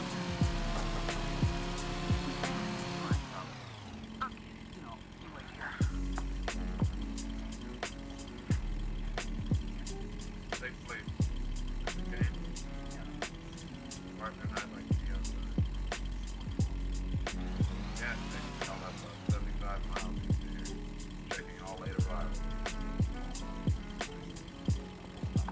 Officer, he didn't have anything to do with any holdup. Stay out of this, Norris. We just got married, see? We did our marriage license. He's been with me all day.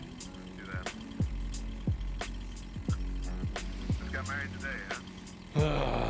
These trees suck. Yeah. Thanks. Oh, say. How old are you? 21. Yeah. Yeah, the man they described was much older. Well, good luck, kid. Thanks.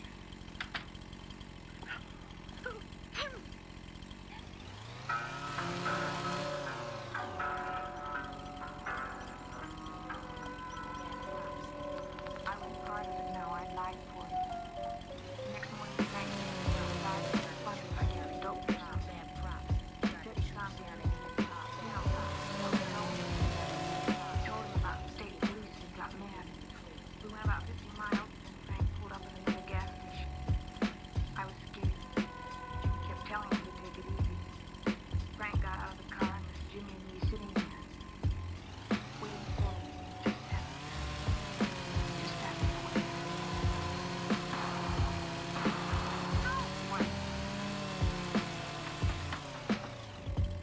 Frank? Where?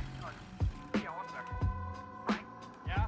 Did you have to kill him? I don't like witnesses. But you didn't have to kill him, did you? I don't like cops on my neck. Why did you have to kill him? Because I had to, that's why. Now shut up.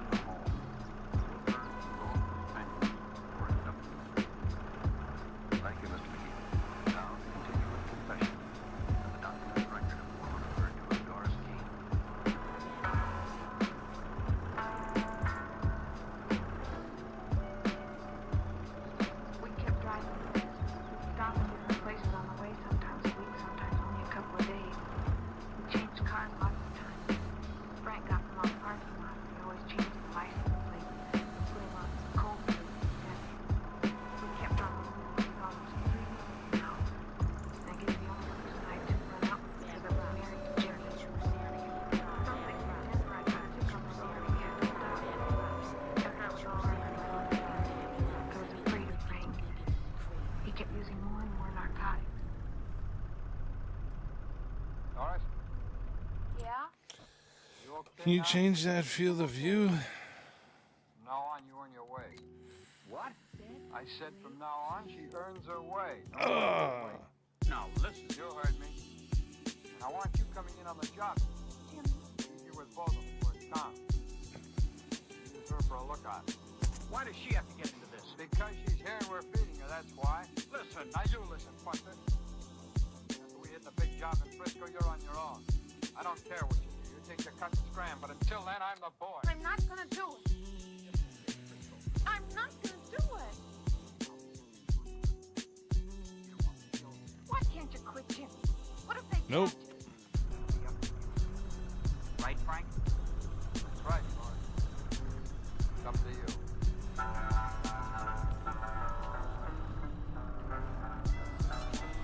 After that, I was the lookout. I don't remember how many holdups there were. It was all I could dream. When we got to San Francisco, we got a room in Richmond. That's across the bay. Frank got a place in town. Frank had plans for this big job. That's what he called it, the big job. He didn't tell me any of the details. He didn't want me along with us. First time Jimmy was carrying a gun. I tried to talk to him. Funny, I remember silly things. I remember the landlady vacuuming in the hallway outside. Listen, honey. Don't do it, Jimmy, please. This is the last one, honey. The last one. After this, we won't have to worry anymore. I can't help it. Jimmy, Eric. What do you mean, everything? Are you hooked now, Jimmy? Is Frankie with me on the stuff that you can't do without it? I use a little. Sure, I use. You know that. So what? Let's not talk about it here. Please, Jimmy. Please don't go there. It's all set, honey. Now listen. What if something goes wrong? Nothing's going wrong. Now listen to me, will you? It's Frank will get back here at 5:20. Are you listening? I'm listening. Okay.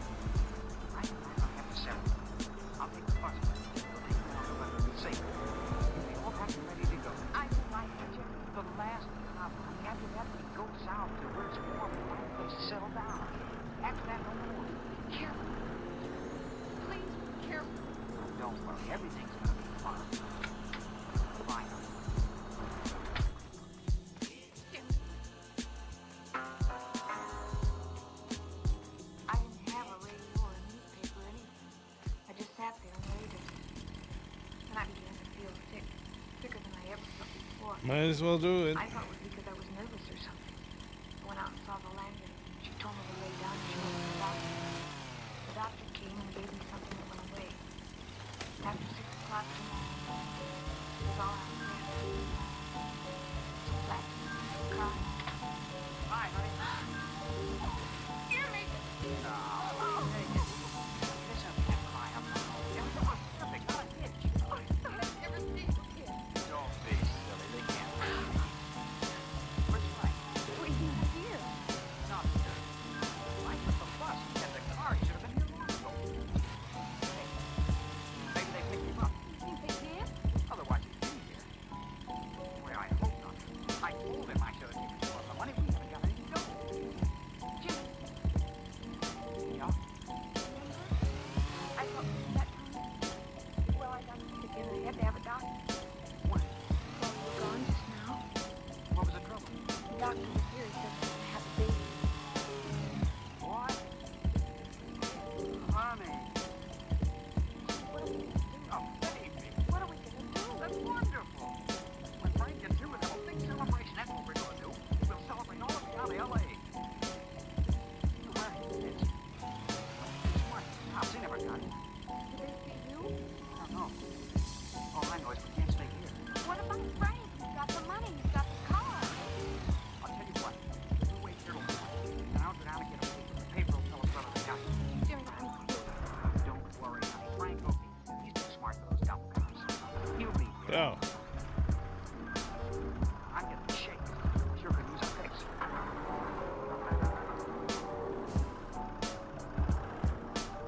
We didn't go to sleep. Jimmy took a fix and kept pacing the floor all night. I knew now that Jimmy was an addict too. I got sick again.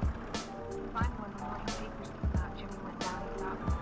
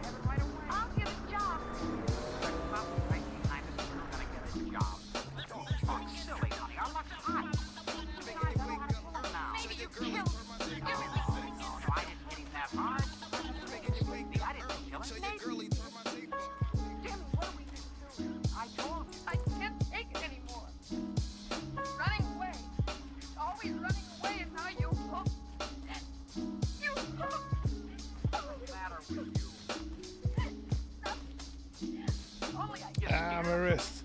Yes, I'm scared. But not for myself. I'm scared for you. If you don't like the setup, why don't you just pull out? Go ahead.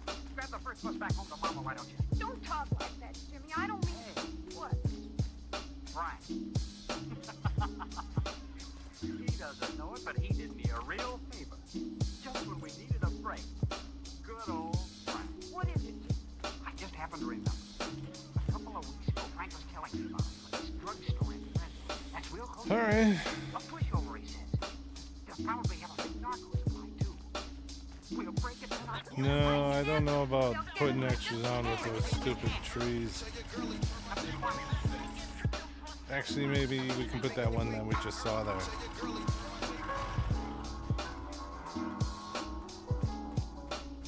I tried to talk him out of it, but he got mad. We ditched the truck and instead, then Jimmy used up his last cap. About 9 o'clock that night, we got a ride into Fresno and got my parking lot, Jack and Dan and got out of there fast. We drove out to the place. It was closed. Jimmy was like a crazy. He knew there was narcotics inside the store. I took the motor rental. Jimmy went up to the front door. His heart was pounding harder than it ever did before. Jimmy kicked in the plate glass in the door and went inside. The bell started clanging. Then I saw the patrol car swing into the alley alongside the store and it started flashing the lights and honking the horn. I could see Jimmy through the window. He ducked behind the showcase. One of the police was running toward the back of the building. The other ran in the front door. I ran along. He knew I was screaming, Jimmy, Jimmy, trying to be good on the burglar alarm. Then the shots.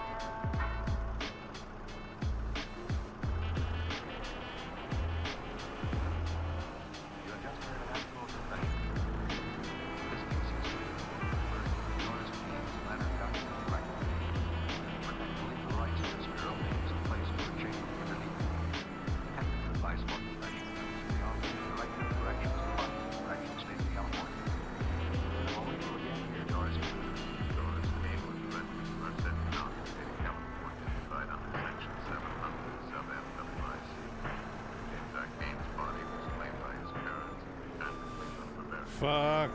Frank Oleana was extradited to Ohio to stand trial for murder.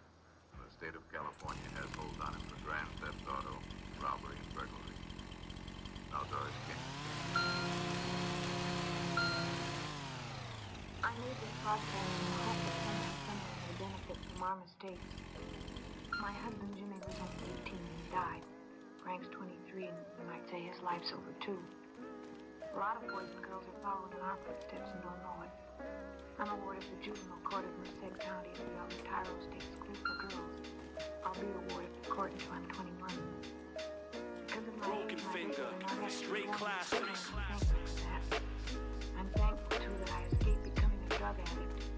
I guess I'm more thankful of all for that because I've seen what it does to you. Can I? Night, Mom.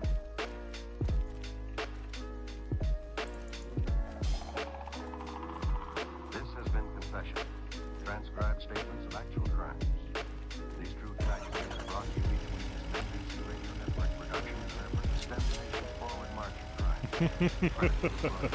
Mark Gass, Paul Please, Joyce McCluskey, Brigadier Greg, Sam Edwards, Stacey Harris, Marvin Lewis. Script supervision, Warren Lewis. Music, Lighten Simone. Direction, Homer Ken. John Wallstein. Confession, a Canfield Lewis creation, came to you from California.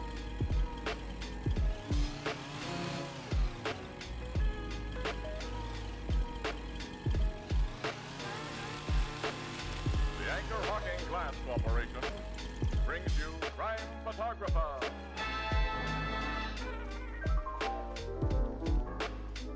Hiya, Tony. Oh, okay, Ethelbert. What's doing? Nothing. Just waiting. Waiting for what? Waiting for you to say those wonderful words. Oh, you mean about Anchor Hawking being the most famous name in glass? Well, not what I'm saying. Why not? Well, because I think the Anchor Hawking people would rather have to remind everybody that the march is done. Hey, that's right. And I hope that everybody wants to be in step with that for me.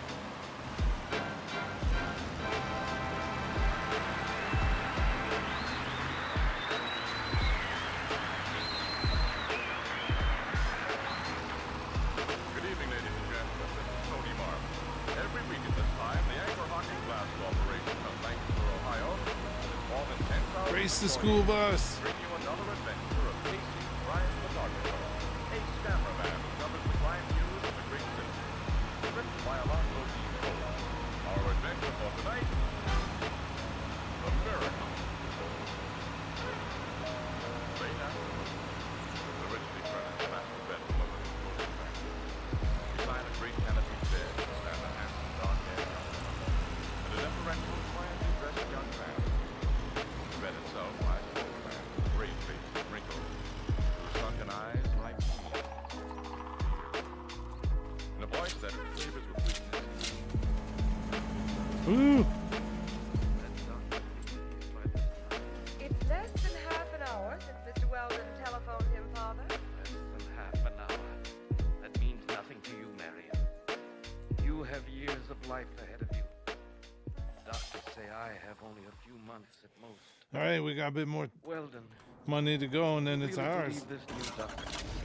Dr. von Zellberg has accomplished some remarkable cures, Mr. Blaine. I have great faith. Marion, it was your fault. I don't share your secretary's faith in this Dr. von Kelvin, Father. As I told you before, other medical men consider him a charlatan. Other medical men are envious of his success. What's the step, Mr. Weldon? The man runs a tiny private hospital where he claims to cure disease. The reputable physician pronounced him curable. According to my information, he hasn't proved a single one of his claims. Only because organized medicine refuses to accept his proof. They marry.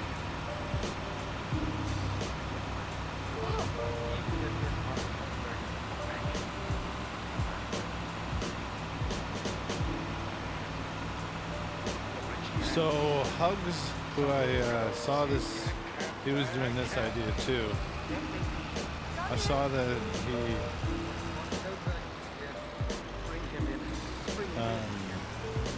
also is chipping the wood afterwards. Because like we're running out of trees here. He tells me some wonderful things about you, Doctor. I hope to deserve So we're gonna have to move You wish to over. examine, Father. I'll leave you alone. Please stay, Miss Blaine. Examination at this time is unnecessary.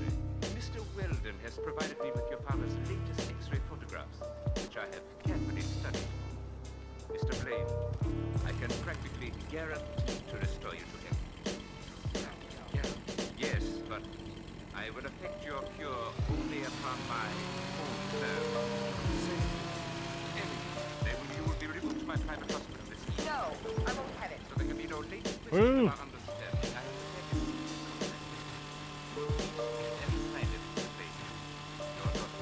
I'll never sign it. Do as I say.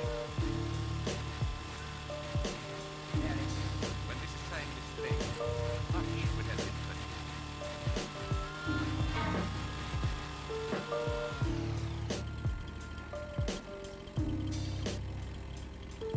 Morning, I'm Casey, and this is Miss Williams. We're reporting an appointment with Miss Blaine. Oh, yes, sir. Please come in. Andrew, is that It's the lady and gentleman from the newspaper, Miss Blaine. Miss Williams? I would like to see you again. Hello, and Mr. Casey. It's very flattering to have you remember us. How could I ever forget you? If it hadn't been for you, I wouldn't have gotten back a lot of stolen jewelry. Never did know. And to show my appreciation, I determined that you have the first and exclusive story about Dad. We're certainly grateful. Same time, we're tickled that you have such a story to have. A miracle has happened, Mr. Casey. A perfect miracle. Your father's completely recovered. He's in 6 months ago, well, as all of my friends know, I had no faith that Dr. Von Telberg and thank heaven I was wrong. Wait till you see Father. We're very happy for you, Mr. Come into the living room and sit down. Father and Dr. Von Telberg will join us. And we'll ask them to come here and Mr. Bell.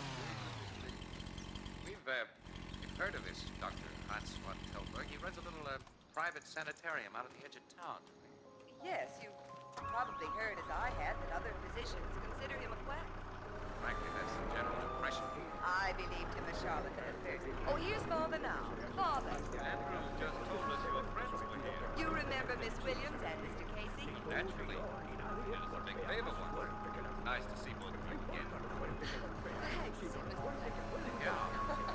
You look at Dad as though you've never seen him before. It's been only 2 years since, but the change is astounding. You look like a new man, Mr. Blaine. I've simply recovered my health. Here's the man who restored it to me. William, Casey, Dr. Von Telberg. Glad you knew. Nice to know you. And you've met whom will welcome my secretary? At the time of the robbery, 2 years ago. Oh, yes, yeah. Glad to see you. Now I know you want to take pictures of the sweet story of the great thing Dr. Von Telberg done for me to see you. We're at your disposal. Thanks. Mr. Blaine, last time we saw you, you were living on borrowed time. Looked at you. Doctors told us what was wrong. Now, I just can't cope with this. neither can I. I've never believed in modern miracles before. Anywhere looking. I think.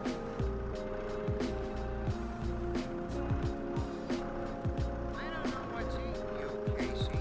Gee whiz, doctors are making new discoveries every day. Doctors like this Von Telberg don't make it that way. Well, now how can you say that, Casey, when we've seen the proof in Mr. Blaine's appearance? The thing just doesn't ring true, Annie, that's all. Blaine went into that hospital on his last legs, looking at least 70 years old, and he comes out a peppy guy of about 55. You're not playing with the idea that Von Telberg has rung in an imposter for Blaine, now are you? You said his personal secretary and his own daughter accepted him as the real thing. Well, the secretary was responsible for placing Blaine in Von Telberg's care. Marion Blaine was too hard to fool. As her father's cure, that must be a wish fulfillment for her. What's known about this Dr. Von Telberg? Very little. He's convinced the authorities that he's qualified to practice medicine. Most of his life was spent in Germany. Yeah, it's pretty hard to check for a guy like that. You know, from my know, he's a crook. And with the publicity he'll get out of Foster Blaine's cure, he stands to make a couple of $1 million bucks out of it. With newspaper stiffs like Miss Williams and me helping him do it. But we've seen evidence of his cure, Casey. He deserves the success we'll help bring him. Maybe. Hello, Anne Williams speaking. This is Marion Blaine. Oh, Miss Blaine, how are you? I'm all right, thanks. And your father? He's just as you saw him last, a month ago. Oh, that's splendid. Miss Williams, I'd like to have a talk with you and Mr. Casey. A confidential talk. No sense. Anything wrong? No, I don't think so, but can the two of you come to the house at 8:30 this evening? Yes, we'll be off duty. I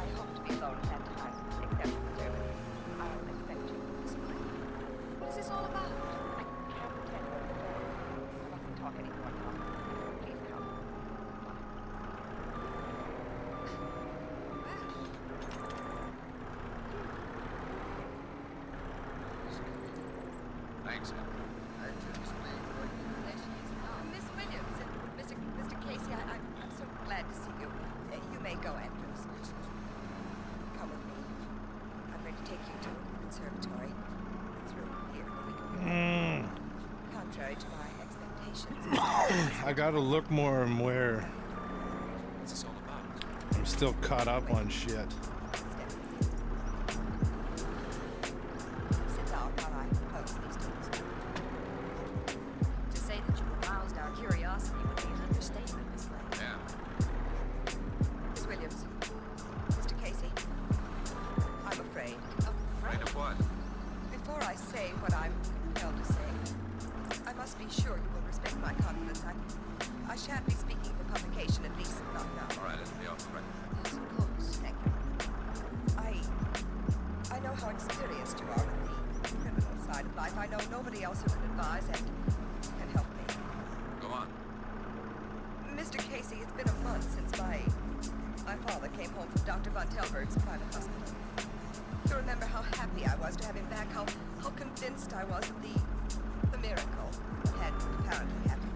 Apparently? I use that word because I've been thinking a great deal of it. During the months father spent under Dr. Von Telberg's care, I was permitted to visit him for not more than 5 minutes each day. On most of those days, he never spoke to me because he was under the influence of drugs. And on none of those days was I able to really see him. What do you mean by that? His room was always kept dark. Exactly what are you driving at, Miss Williams? I'm beginning to wonder if the man Dr. Von Telberg brought to this house is really my father. Casey. Shh. Someone's outside that door. Well, pleasant surprise. Mr. Blaine. I had no idea you had visitors, Marion. Nice to see you, Miss Williams. How are you, Casey?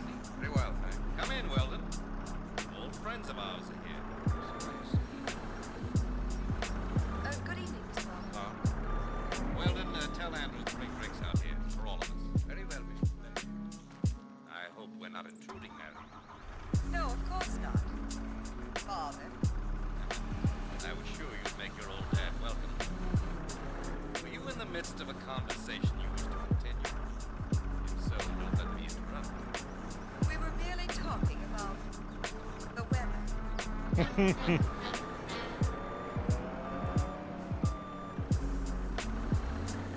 Blaine was listening outside that conservatory door. We sure are. That secretary Weldon was listening with him, Logan. Now, what happened after Blaine and Weldon joined you, Christian? Never left us until finally we had to leave them and go home.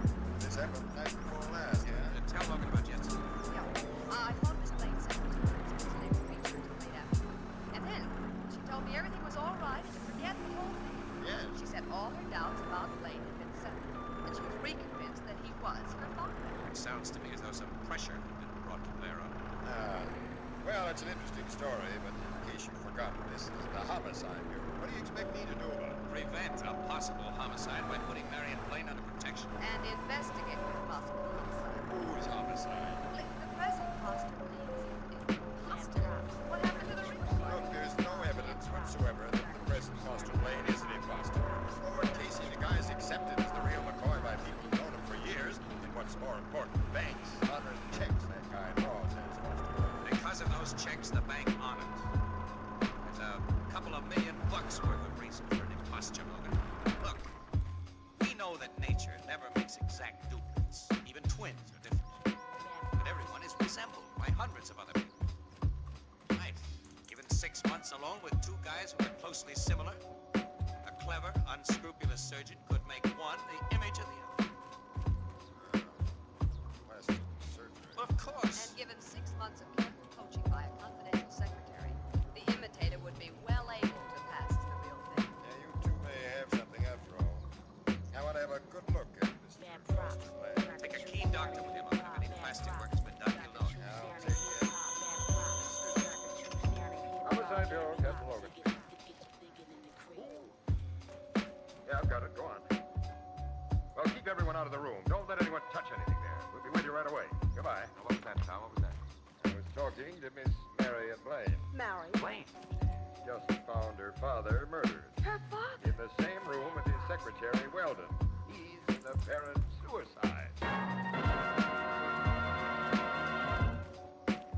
If you've been shopping recently in chain stores, department stores, hardware stores, or any other store selling chinaware and glass, you undoubtedly have seen Jadeite, the beautiful new kind of dinnerware developed by Anchor Hocking.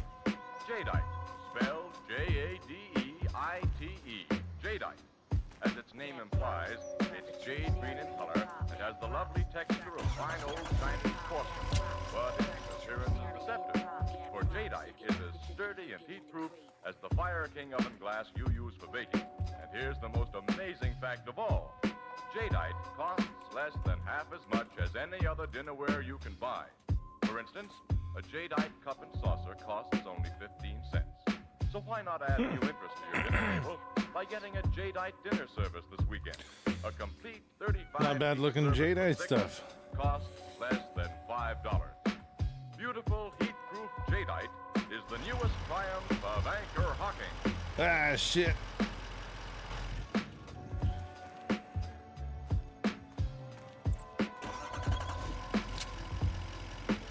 Yes, Miss Blaine, tell me what happened. When I taped out the rest of the chapter, I found Andrews, our butler, very worried. You tell him, Andrews. I had discovered that neither Mr. Blaine or Mr. Weldon had occupied their bedroom last night.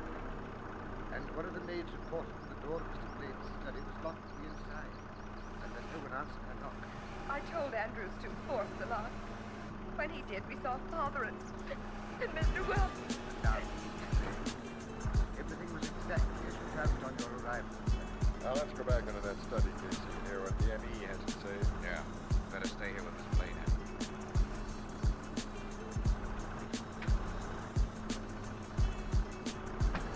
What's the word, Doc? It looks like murder and suicide, Captain. Blaine was shot twice in the chest from a distance. Weldon had a single bullet through the temple. The gun muzzle was held only a few inches away. What time did the two guys die?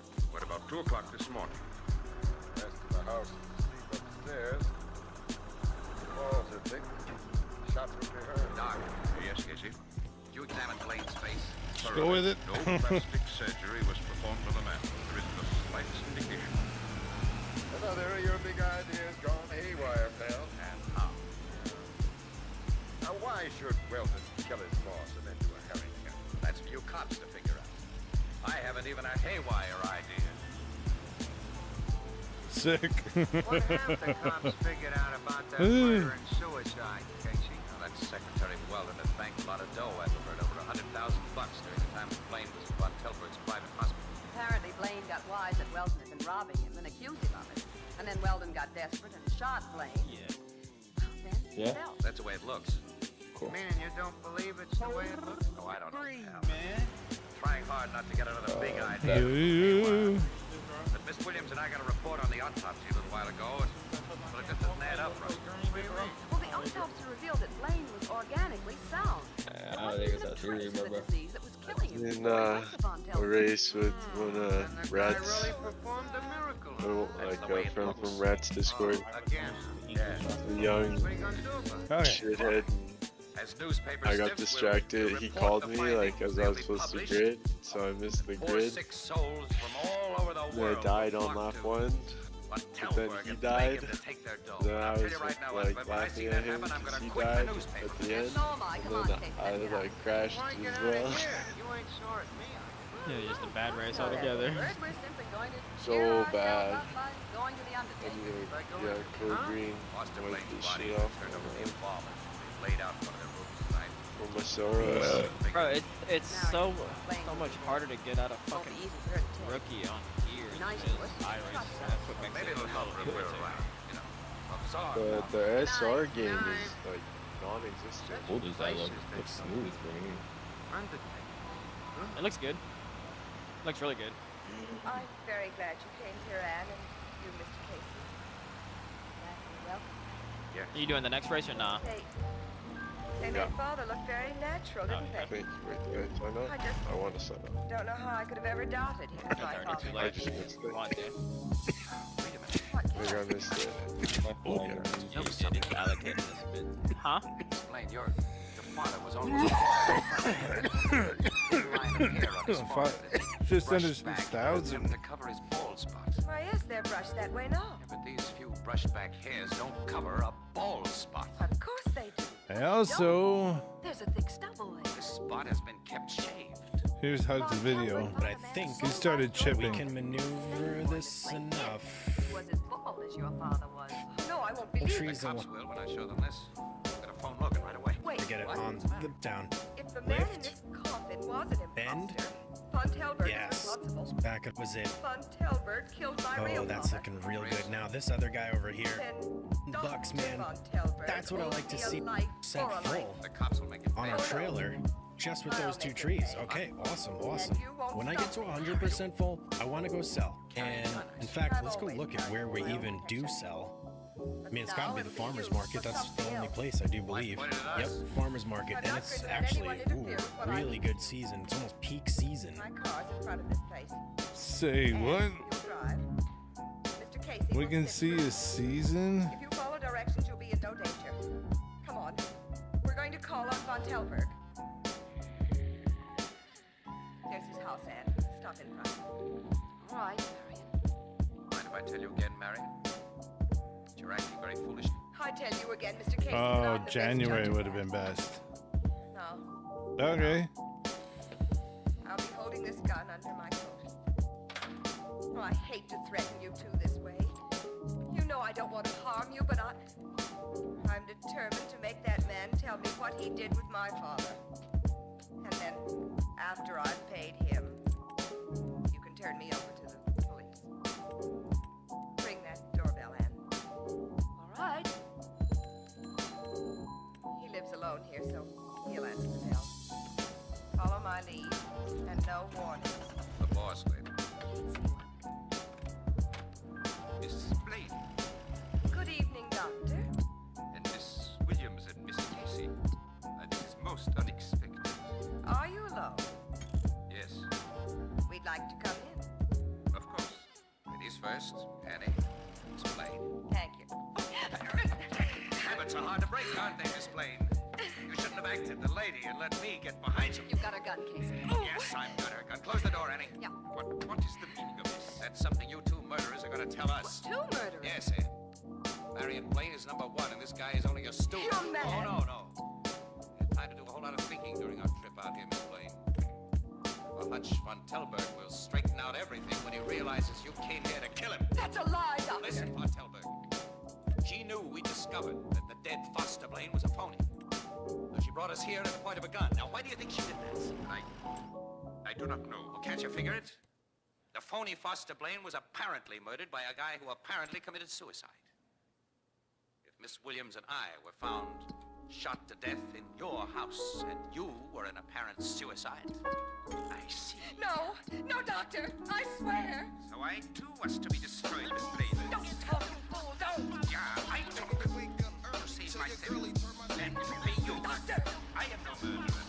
The worst I did was to put a living man in the place of a dying man no one could save. And it was your idea, Miss Blaine. You supplied the substitute in your father's twin brother. Twin? You may as well take it from there, Miss Blaine. Yes. Yes, I. So he was chipping his Nobody but trees. Father and I knew he had a twin because his twin ran off with my mother when I was a child. He hated me because I was the one person who knew about his disgrace. And because I was like my mother. He hated me so much that in his will he left me only the legal minimum. Well, Oh, wood chipper. taught me to hate too. This one. Oh my goodness. So when I learned the whereabouts of his twin brother, Cooked up a big idea with the help of Weldon and Von Telberg. yes, Oh, because I think he sold Father his died. vehicle for His twin that. brother George took his place. George had promised to change Father's will in my favor. And when he found himself in the driver's seat, he didn't do it. You had to force his hand by getting Miss Williams and me to the house. Where she knew we'd hinted about exposing. Made the will in your favor the next day, didn't he, Miss Blaine? Yes. How did you make it look as though Yeah, I don't know about downgrading to a tractor from a truck. after you shot your father's twin? I kissed Weldon as I put the gun against his head. Why not? My father gave December me is nothing of- but hatred for no fault of mine. Why should a woman return to men better than she receives? And he phoned the cops.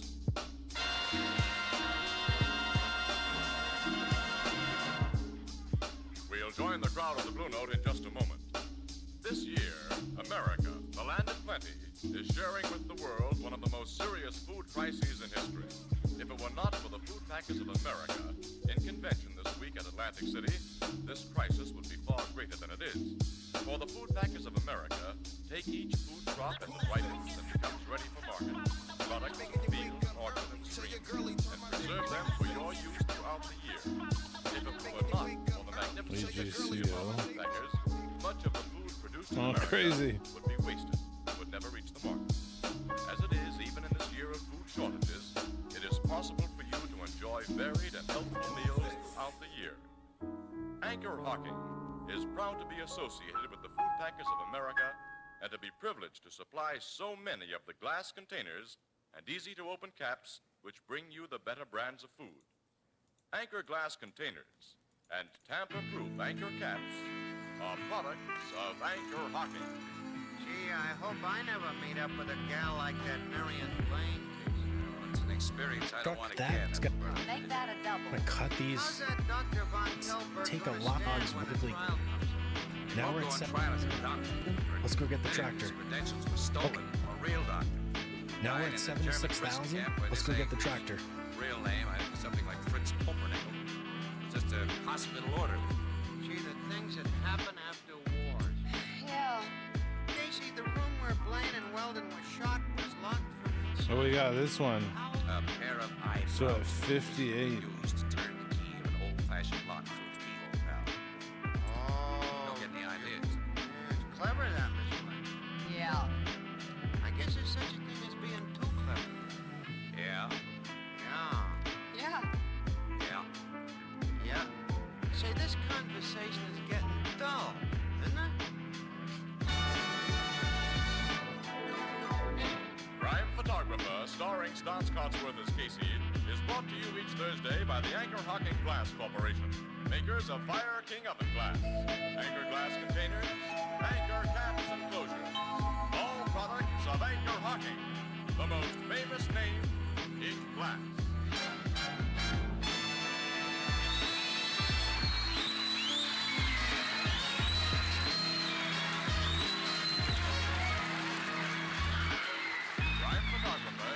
Yeah, we're not gonna have enough. The original music is by Archie Blyer, and the program features the Stan Miner as Aaron and John Gibson as Ethelbert.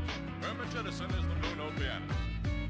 This is Okay, Tony well, Martin that was saying pretty goodnight much for almost the Anchor Hocking optimistic. Glass Well, that Corporation was of Lancaster, Ohio.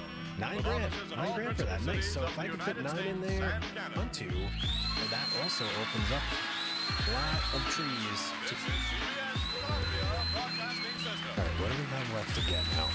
We need the trailer. That's the. Here, let's do this.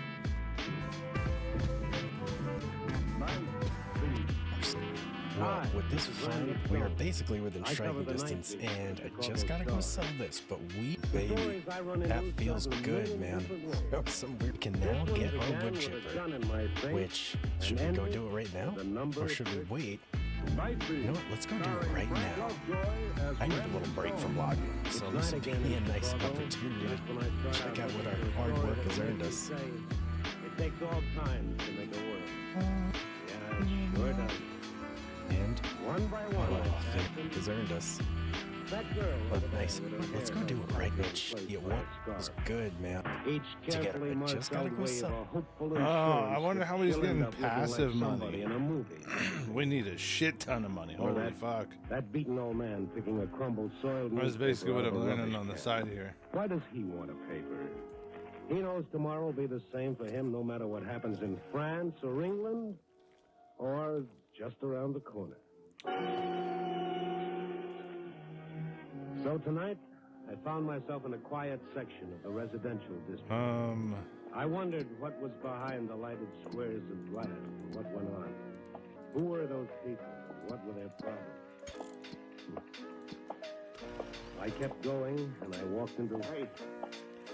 I kept going, and I walked into... Broken finger, straight class. Oh, yes. I hesitate to bother you, sir, but do you have a match? Have a lighter, will that do? Thank you. Just a moment. Yeah. I'm afraid I didn't get a light after all. What's the matter, Pop? Afraid to ask him for the touch? Here. Please. Put your hands up, all right? I'm not joking. I have a gun. Oh, I see it. Put your hands up. Okay. Like this? I warn you, I'll shoot if you try anything. Well, rule number one in facing a stick-up man who's obviously pulling his first job, be very careful. It's not my first. Oh, a hardened... Oh, that's kind of nice. Hand me your wallet. What, with my hands in the air? Put them down, but remember what I said now. Alright, so that'll be our next purchase. Let's go buy the land. Hand me your wallet. All right. Here. Now, turn around. Face the wall. And don't try to follow me. Pop, hand me the gun and tell me all about it. Don't come toward me. The gun. Pop, now hand it over. We'll have a talk. Maybe over a cup of coffee. Stay away, It's huge. We could buy that. But we'll have to grind a bit. A novice at a stick-up is like a kid with the Einstein theory. He doesn't know what it's all about, and he shoots out of sheer fright and nervousness. That sharp steering pain across my temple before I blacked out told me a bullet had creased my skull. That's all I remember. Oh, it's that hillside and stuff. Wow, coming out of it, huh, Stone? Let's go look.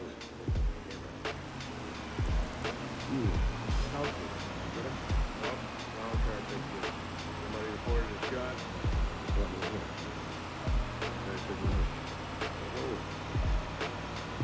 A close one. Saber, I'd say. I'll see you are now looking for 5 dudes. Oh, yeah. It's gonna let you stick up. You ought to have better sense. But this is different. Most of you have a good war. Guy has to start sometime. But who, want a description? That's what I'm waiting for, right? Man about 70. 7? Oh, the long white beard. Hugz, the man, was about 70. A little over 5.5. Name of Rip Van Winkle? For all I know, it might be. When you find him, he'll have my wallet on him. Oh, and cop. He's nervous enough to take a shot at anybody. So all of that. And all the way around the corner, too. This might be worth it more. So, 10 days Yeah. later, I left the precinct station. Hugz put out a call for the little old man who made like Jesse James. I went back to my desk at the Star. Maybe I had a story. I wanted to wait until the police picked up the old man because whatever made him turn bandit was. An hour passed and I was just about getting ready to give up. Oh, hello, Larry. Tonight you're almost all is out. Larry, you don't know how close I was to that permanently. Hurt your head? Yeah. How? Well, I was wearing my hat with a feather in the band. Huh? Yes, I got mixed up in a badminton game. I don't get it. Well, you would. Oh, I get it. Feather, magnet. Ah, correct. Hey, I almost... Here's a package. Where? What is it? Oh, Ah, that's good for my shit. Where did you get this? Oh, that's a wallet. Put some dough in It's it. mine. I said, where'd you get this? Then get it. Where is she? Have you got it? Wait for it. You sure it wasn't a man?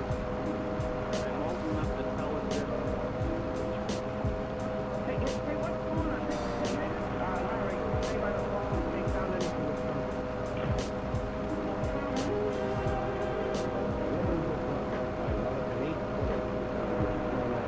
I had a chance to meet one of these upstairs private clubs. And then I was in the police. I ran into them.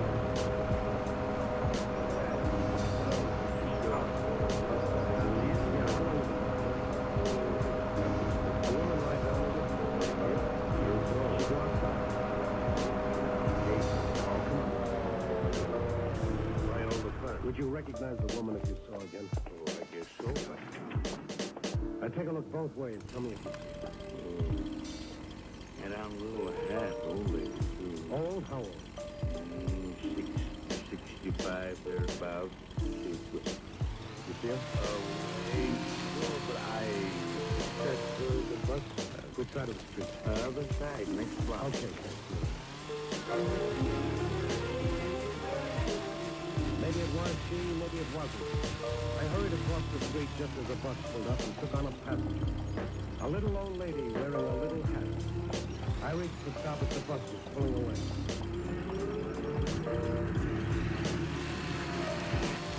Hey, you always put your head in front of buses like that, Buster? Yeah, I get results and rides that way.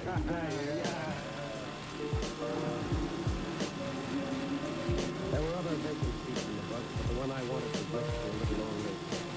A little old lady whose eyes were red, as though she'd been having a real good old-fashioned cry. You didn't even notice me down the seat for sweater. For a moment, I just sat and watched the spray of blue-veined hands pulling on a wet handkerchief and sobbing. There's something wrong, lady. No, I'm all right. Thanks for returning my wallet. There's $10 missing. Oh, I don't know what you're talking about. I don't know anything about Slovan. You know, it'd be easy to check that. You get off, take a bus back to the Star Building. There's a nice man on an office floor. This is my stop. 2 blocks from the paper, that's a short drive. Now look, I don't know what this is all about, but I'm willing to learn. Now you can either tell me here or we can go somewhere else. Forget it, please. Forget it. I could have been killed. I know, but he didn't mean it. Who was he, or who is he? He's my husband. Oh. Well, do you want to talk about it? If I tell you how he did it, will you hurt him? Look, let's get off this bus. We'll take a cab to... Well, where? I want to go home. I want to go home. All right, I'll take you home. But something tells me I'm sticking my neck out. Now, not right away. Your husband here? No. All right, let's have the truth, Mrs. Benson. Why did your husband hold me in? It was the only way he could get the money tonight. Well, why tonight? We need $200 by tomorrow morning. Oh? Then why return my wallet to you with over $50 in it? Why didn't you keep it all? He needed just enough to... Enough for what, Mrs. Benson? I want to show you something. So you understand. Here. Look at these. Well, what are these? Look at them. Yes, I'm looking. What do they mean? Figures, problems, changes, I suppose. It's been Really? Oh, no. For the last 10 years, he's done nothing but work on it. Well, there's always one of those. The big brain that can sit down and beat the little numbers. Oh, wow. Does he have any idea how many of these systems, Harry's no fool. He's a brilliant man, Mr. Stone. He was a professor of mathematics. Was? Yes. But they said he was too old. Retired. No other job? Nobody wanted a mathematician or a man almost 70. Yeah, but this gambling, you should know better. The odds are never with a player, only with a house. At first it was just a hobby. He liked to work out the odds, and then when things got desperate, And now? we'll have to see. And tonight he's going to play. Where? I don't know. I told you, I don't know. Did he take the gun? No, he left it here. Well, that's one good thing anyway. What will you do now? I don't know. They're looking for him. Oh, Mr. Stone. Why? He won't let himself be arrested like a thief. That's the last thing he said. He wouldn't let the police arrest him. You are listening to Night Beat, starring Frank Lovejoy as Randy Stone. So there I had it. A little old ex-professor of mathematics with another system for beating an unbeatable game. There's something in each of us that makes every individual believe he's different. The eye can do better. Philosophy is human. If it weren't, like the book on Bridge, we got a mouse faster. But a fellow who closes his eyes in bewilderment and says, I thought I had it all figured out. Okay, I decided to go after Professor Fenton. I headed for a spot where I thought I might pick up some information.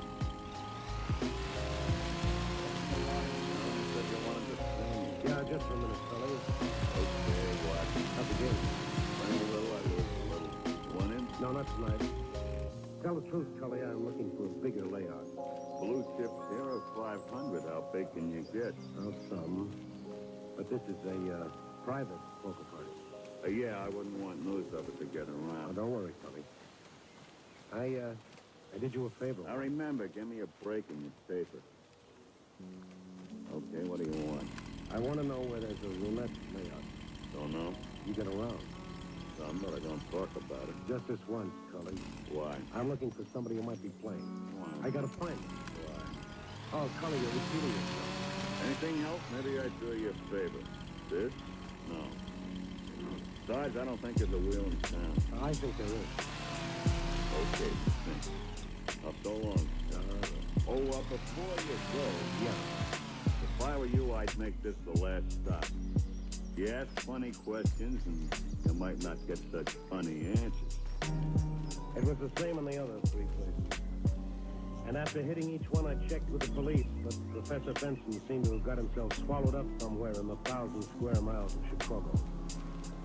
And then I was on my way again, trying to remember all the likely places until... Mind if I walk with you? Now, what if I did? Oh, I'd walk anyway. I need exercise. My doctor says so. Hey, you got a doctor? Yeah. What's your problem? Not much you couldn't clean up, Stone. Oh, you know me. Sure, everybody knows Randy Stone. You're real famous like.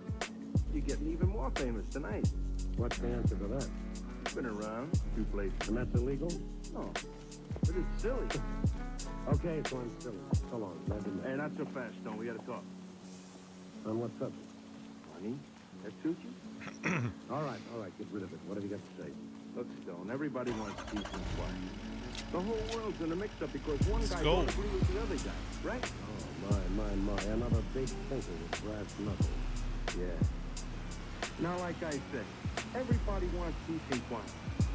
A lot of guys have to make a living in a funny way. Why don't you get to the point? Sure. Now, take you, for instance, for example. If your boss says, Stone, go out and see how many gambling joints you've got. You being a nice, hard worker, nobody sent me out for that. Okay, so nobody sends. But somebody sends me.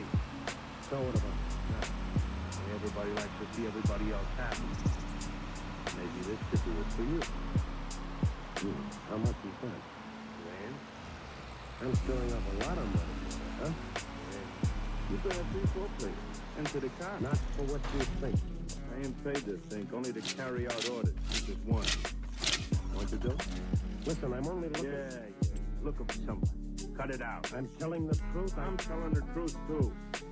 Don't put your nose in one more place where they don't like stuck-in noses. So we need 20 grand. Push it right to the back of your head.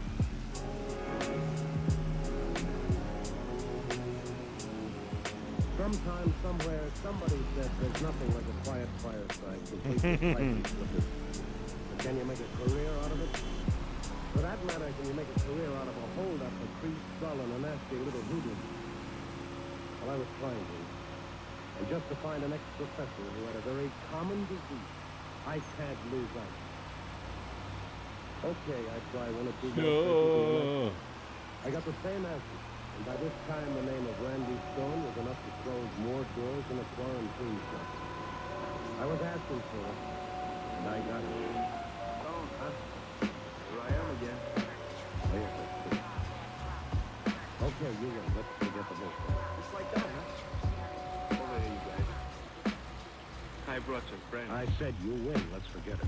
Yeah, so you didn't pay attention. Here's your head. Fella beat me up, and every newspaper in town will get the story. They'll really... All right, maybe we should just continue coming around taking down these big tall trees along the road here. For example, any other cookie who thinks he's a one-man vice squad. Guys, close it. Now listen to me. I'm not out to set up a knockover for anything. I'm hunting for someone. Don't go through that again. It's the truth. Max, start the ball rolling. You're an idiot. Let's save the game. To think you could have had $1,000 instead of this.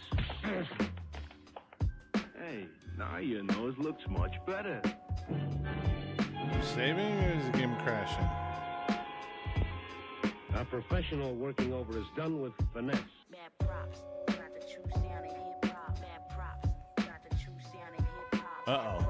Got the true sound in hip hop. Mad props, digging in the crate.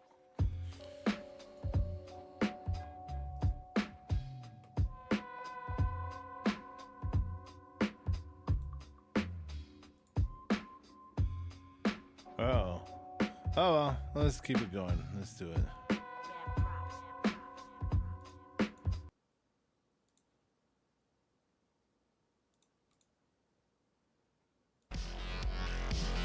Alright, this is where we're going to end it for the evening. We were able to get a little bit in, and game it up and whatnot. Yes, so it did work.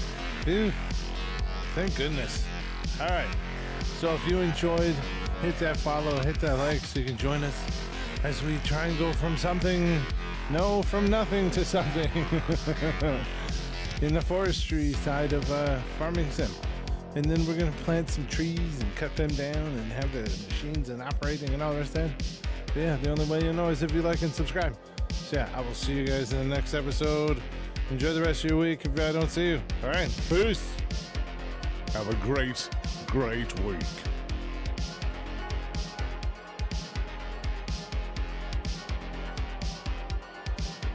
Like and subscribe. Peace.